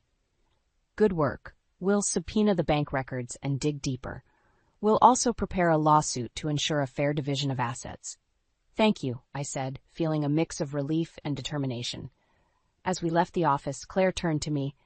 "This is going to be a fight, but we're on the right path." "I know," I replied, "and I'm ready." That evening, back at my condo, we had a quiet dinner together. Claire's phone buzzed with a new message from Walter, updating us on some information he'd uncovered about Josh's financial loopholes. "We're closing in," Claire commented, her tone resolute. I looked around my new home, feeling a growing sense of peace. "We'll get through this," I said, "and we'll come out stronger." As we finished dinner, I realized we were not just surviving, we were rebuilding.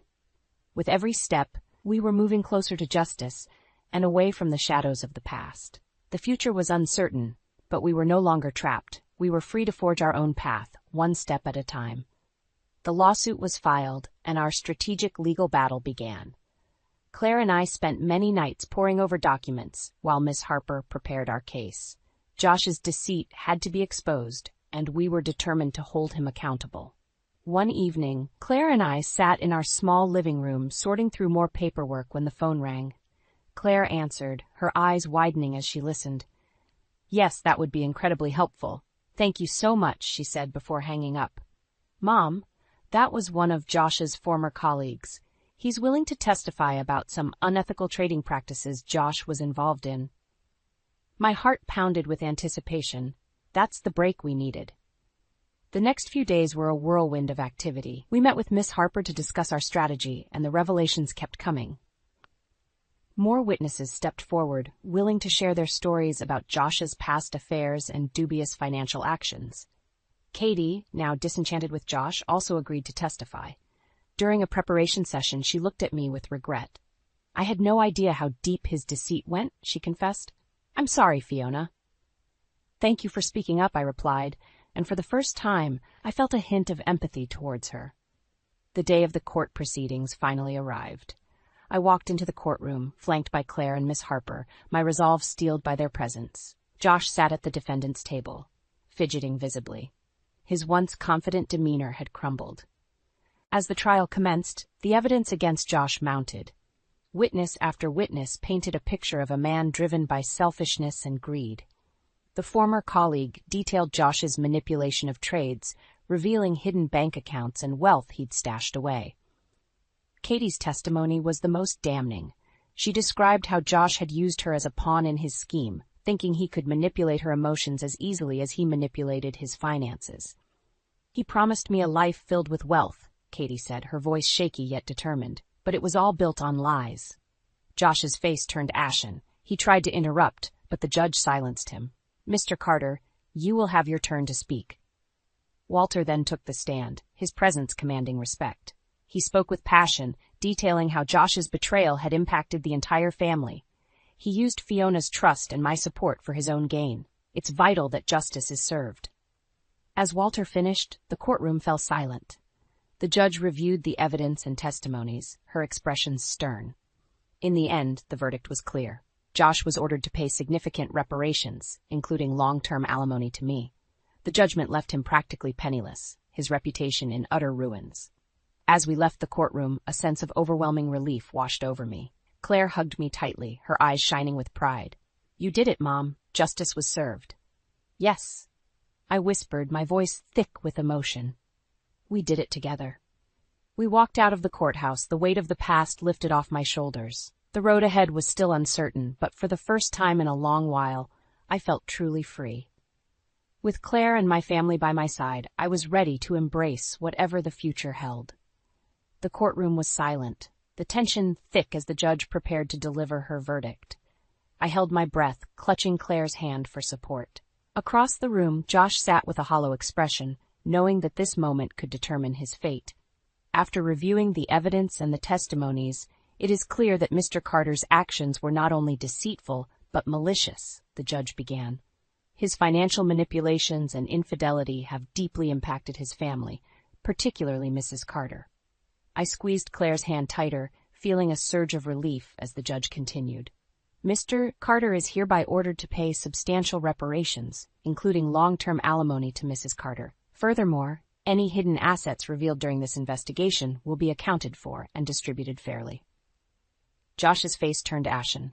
He opened his mouth to protest, but the judge held up her hand. Mr. Carter, your actions have consequences. This court will ensure that justice is served. With the gavel's final strike, it was over. We had won. Walking out of the courtroom, I felt a mix of exhaustion and exhilaration. Claire hugged me tightly, her eyes brimming with pride. Mom, we did it. Yes, we did, I replied, my voice thick with emotion. We really did. Walter approached us, his expression one of quiet satisfaction. You showed incredible strength, Fiona. I'm proud of you. Thank you, Walter. I couldn't have done it without your support.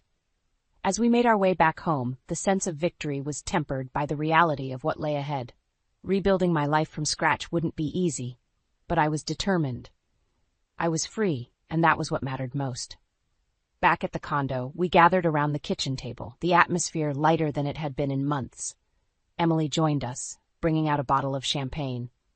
We need to celebrate, she declared, popping the cork. To new beginnings.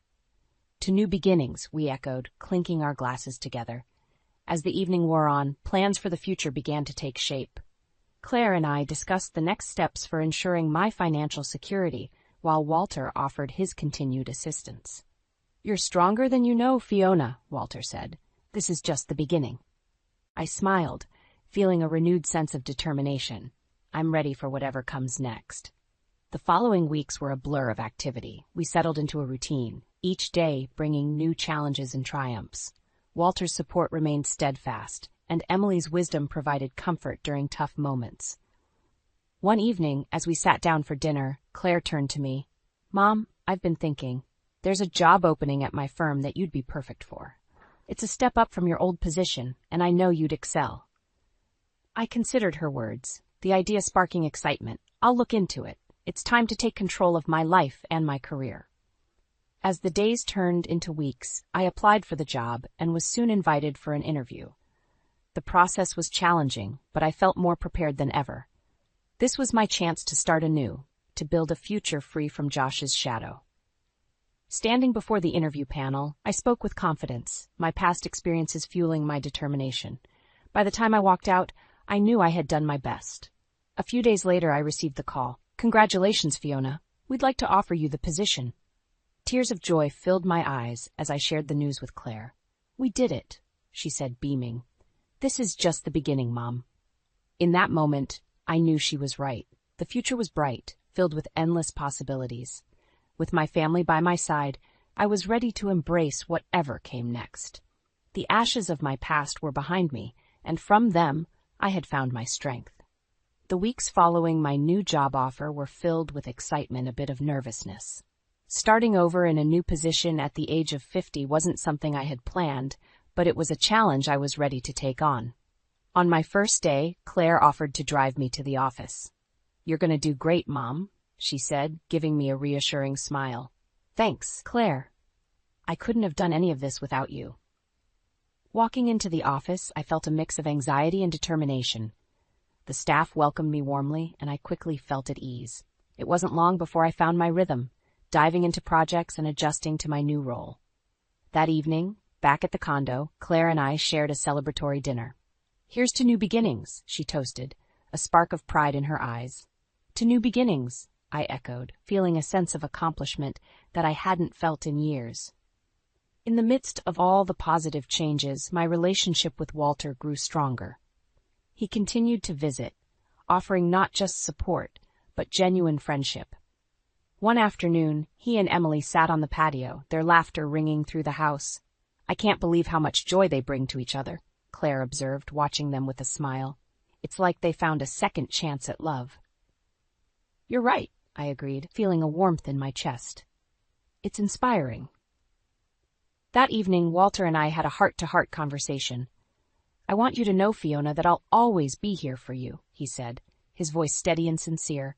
and I appreciate everything you've done, Walter. Your support has meant the world to me." His eyes softened as he reached out to hold my hand. "Family sticks together. Remember that." With each passing day, I felt more and more settled in my new life. Claire and I had long conversations about our plans and the future. We discussed our hopes, dreams, and how far we'd come. One evening, as we sat on the couch, Claire turned to me. "Do you ever think about what we've accomplished, Mom, from where we were to now?" "All the time. We've faced so much, but we've also built something new, something strong." "We're survivors," Claire said, her eyes shining with pride. "Yes, we are," I agreed. The months flew by, and soon it was time for my first performance review at work. I walked into my supervisor's office feeling confident. "Fiona, I just want to say how impressed we are with your work. You've brought so much experience and dedication to the team." "Thank you," I replied, feeling a swell of pride. "I see a bright future for you here. Keep up the great work." As I left the office, I felt a sense of fulfillment. This was my fresh start, and I was making the most of it. Back at the condo, Claire and I celebrated the small victories. "To new achievements," she toasted again, her smile radiant. "To new achievements," I echoed, realizing that this journey was just beginning. The scars of the past had shaped me, but they didn't define me. With my family's love and support, I had found strength, hope, and a renewed sense of purpose. The future, once filled with uncertainty, now shimmered with endless possibilities, and I was ready to embrace it all. "You think you're good enough for my son with your background?" Diane's voice sliced through the air, sharp and cold. I fumbled with my coffee cup, nearly spilling it. Nate squeezed my hand, signaling reassurance. His mother posed a stiff and silent threat from across the table. We were at their spacious kitchen, their sprawling house too perfect, too intimidating.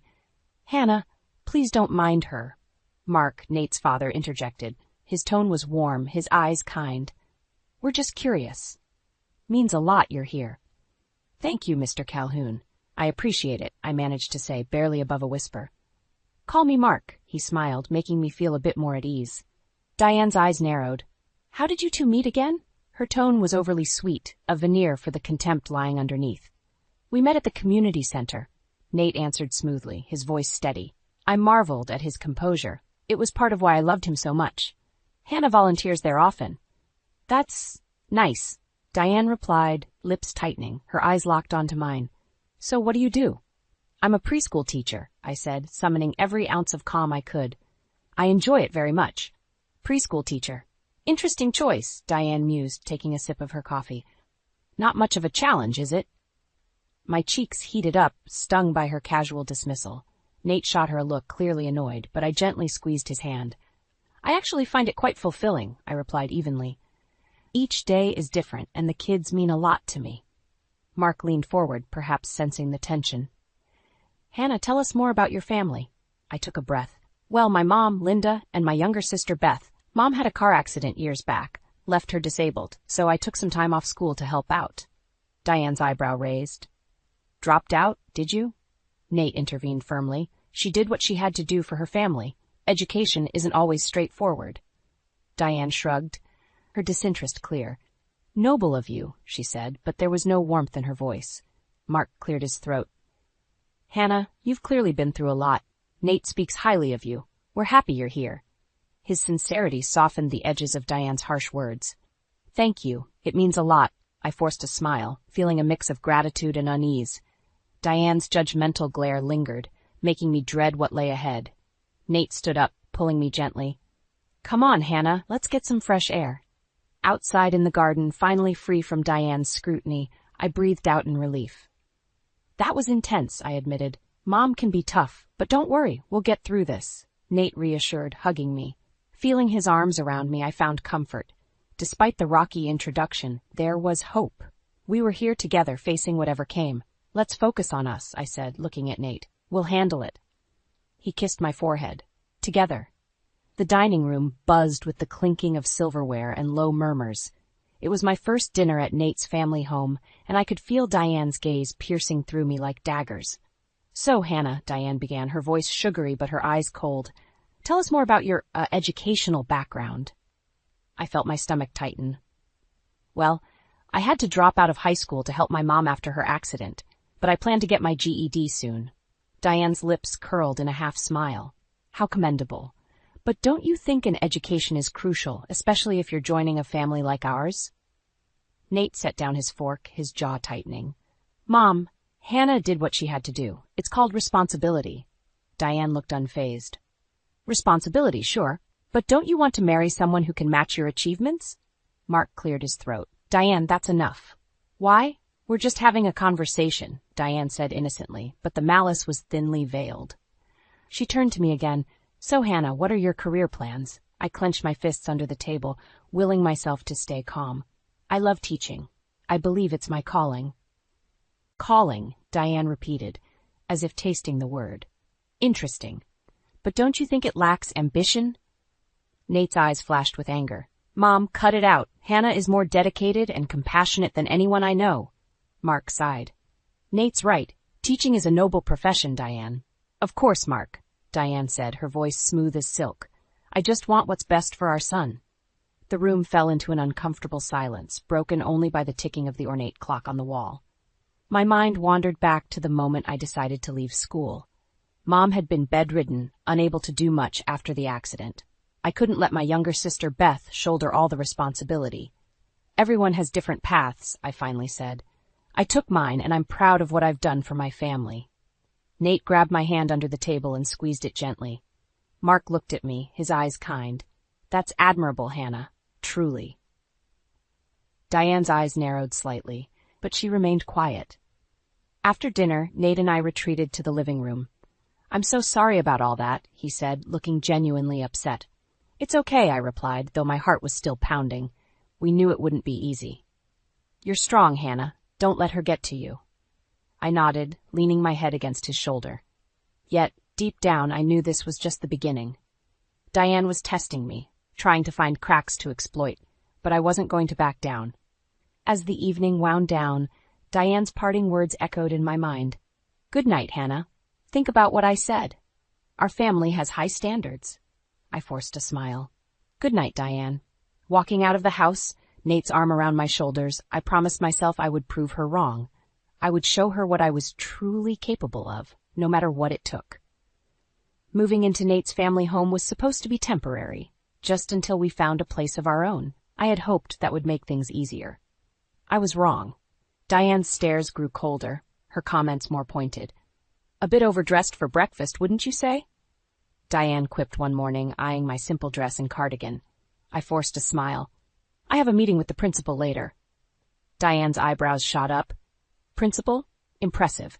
Though, do preschool teachers really need to meet principals? Mom, give it a rest, Nate said, entering the room. He wrapped an arm around my waist, making me feel safe, if only for a moment. Diane chuckled. Just inquiring about our future daughter-in-law's career. No harm in that. Mark walked in, setting his briefcase by the door. Everyone ready for breakfast? Of course, dear, Diane said, her voice dripping with sweetness. I was just discussing Hannah's wardrobe choices. Mark sighed, catching my eye. Let's just eat. Sitting around the table, the tension was palpable. Diane continued her passive-aggressive jabs, each one landing like a blow. My resolve hardened with each comment. I wouldn't let her win. Later, as we planned the wedding, Diane's interference grew unbearable. Lilies, really? They're so common, she said, looking at the flower samples I had carefully chosen. I like lilies, I replied, trying to keep my voice steady. But roses are more sophisticated, she insisted. We should go with roses. Nate walked in, catching the tail end of the conversation.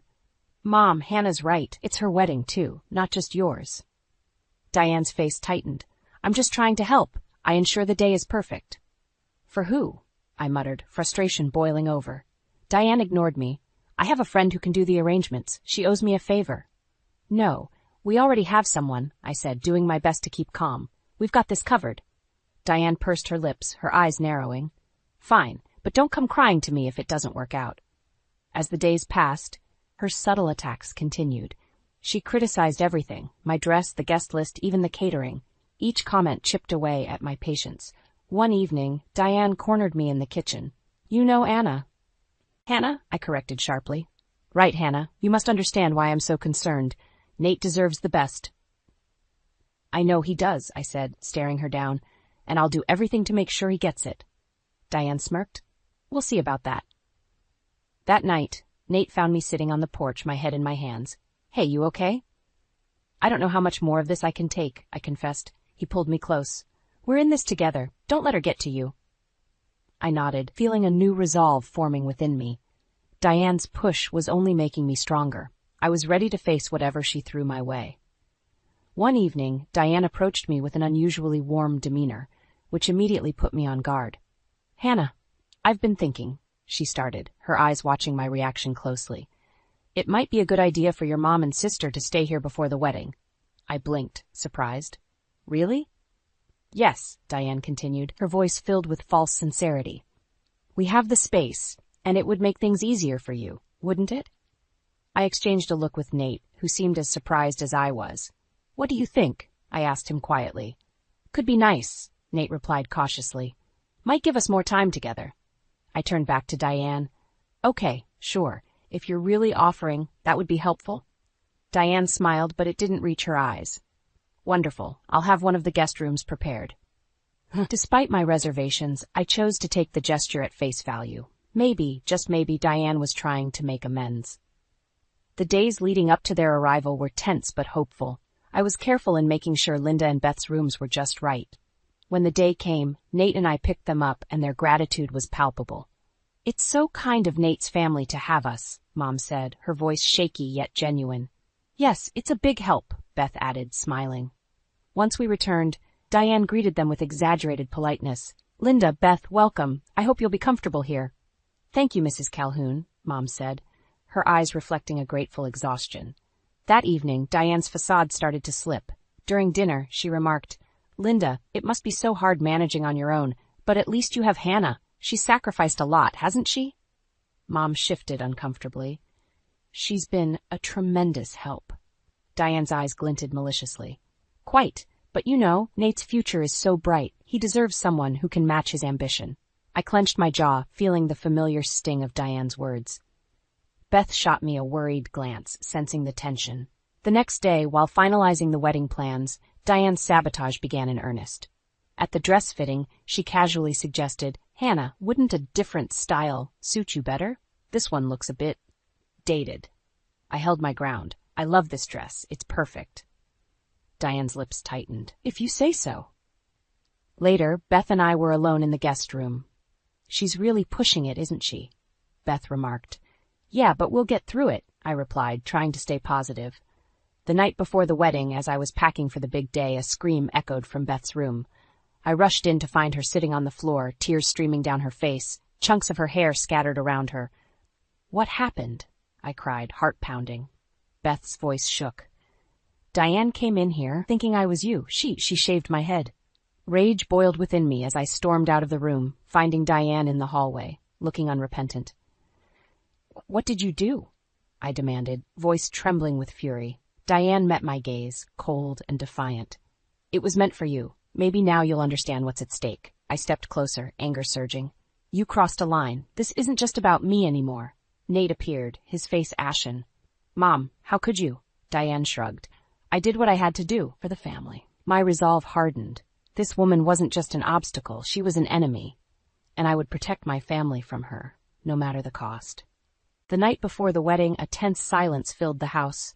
Diane was under house arrest in her own home, thanks to Mark's furious decree. I barely slept, my mind replaying Beth's shocked face, her tears, and the clumps of hair on the floor. By morning, Mark had made a decision. Diane, you need to leave for a few days, he said, his voice cold and final. Your actions have gone too far. Diane scoffed. Leave my own home? Overreacting much, Mark? No, he insisted. You've hurt Hannah and her family. This isn't negotiable. Diane's eyes flashed in anger, but she packed her things. You'll regret this, she said, her voice low and threatening. With Diane gone, I felt a temporary sense of relief, though the tension remained. Nate and I prepared for the day, doing our best to shake off the shadows of last night. At the dress shop, I ran into Mrs. Calhoun, who assured me that everything was in order for the big day. Where's Diane? She asked innocently. I exchanged a look with Nate. Not coming, he said simply. As we fitted the final touches, I couldn't push away the anxiety gnawing at the back of my mind. If Diane could do that to Beth, what else was she capable of? I resolved to be on high alert. Later, back at the house, Beth approached me, her cap hiding the mess Diane had made of her hair. "I'm still coming to the wedding," she said, determined. "You sure?" I asked, hugging her. "Positive," she nodded. I'm not letting her win. That evening, as our families gathered, the mood was cautiously optimistic. Nate and I shared a private moment in the garden, the night air cool against our skin. "It's been a wild ride," Nate said, squeezing my hand. "Yes, it has," I agreed, feeling a mix of relief and lingering unease. "I don't care what anyone says or does tomorrow," he continued. "We're getting married. Nothing will stop us." I nodded. Together. Morning came, and I rushed to finish my makeup when I heard a commotion downstairs. Mark's voice echoed sternly. "What are you doing here?" "I came to make peace," Diane's voice answered, oily and insincere. I hurried downstairs, finding Diane trying to talk her way back inside. "It's my son's wedding," she argued. "I have a right to be here." "Nate and Hannah don't want you here," Mark said, blocking her path. Diane's eyes flicked to me. "Hannah, surely you don't think it's right to exclude family?" "You're not here out of love," I replied, my voice cold and steady. "Leave. Now." Diane glared, her mask slipping. "This isn't over." "Get out," Nate finally said, stepping beside me. "We mean it." Defeated, Diane retreated, but not before throwing one last venomous look our way. "You'll regret this," she hissed. The wedding proceeded without further interruption. Despite the shadow of Diane, our vows felt all the more significant, a testament to our resilience and love. As we stood at the altar, exchanging promises under the watchful eyes of friends and family, I knew this was just the beginning. Together with Nate, I was ready to face whatever came next. The wedding day started with sunshine, but an underlying tension hinted at potential storms. Guests arrived, filling every seat. The atmosphere buzzed with excitement, though whispers circulated about Diane's absence. As I stood with Nate at the altar, I spotted Beth in the front row, her supportive smile bright despite everything. I took a deep breath, pushing away thoughts of Diane. This was our moment. Mid-ceremony, a sudden stir at the back of the venue caught everyone's attention. Heads turned, whispers grew louder. Diane had arrived, makeup smudged and eyes blazing. She stormed down the aisle, causing audible gasps. "Stop this," she yelled, her voice echoing through the hall. "This wedding is a sham!" My heart raced as Nate tightened his grip on my hand. "Mom, what are you doing? You're not welcome here." Diane ignored him, directing her glare at me. "You think you can marry my son? After everything? I won't allow it." Mark stepped forward, his face stern. "That's enough, Diane. Leave now," she sneered. "I will not leave until everyone knows what she did. She's torn our family apart." The guests began to murmur, the tension palpable. I could see the confusion and curiosity in their eyes. "Diane," I said, my voice steady despite my shaking hands, "you're the one who tried to destroy this. You hurt Beth. You've done nothing but create chaos." "Liar," Diane screamed, her voice cracking. "Mark, Nate, can't you see? She's manipulating you all." At that moment, a security guard approached. "Ma'am, we need you to leave." Diane struggled against the guard's grip, shouting, "You'll regret this, all of you." As she was escorted out, the room fell silent again. I looked at Nate, feeling both relief and dread. How much damage had Diane caused? The ceremony continued, though the emotional toll was heavy. Nate and I exchanged vows, our voices trembling with the weight of everything that had happened.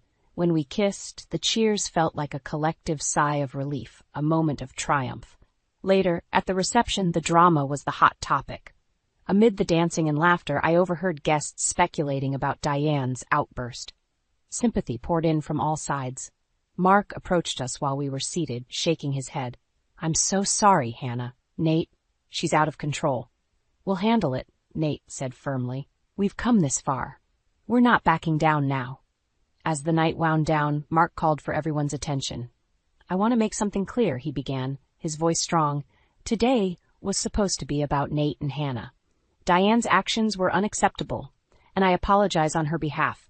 We are here to celebrate love, not hate." A sense of unity filled the room as we raised our glasses. Diane's attempt to destroy our day had failed. Our love had prevailed. As the guests began to leave, Nate and I stood together, looking out at the twilight sky. "We did it," I said softly. He wrapped his arm around me. "Yes, we did, and nothing can take that away from us." Despite the chaos, we had found strength in each other. This wedding, though far from perfect, had brought us closer. We were ready for whatever came next together. The aftermath of the wedding chaos lingered like a dark cloud.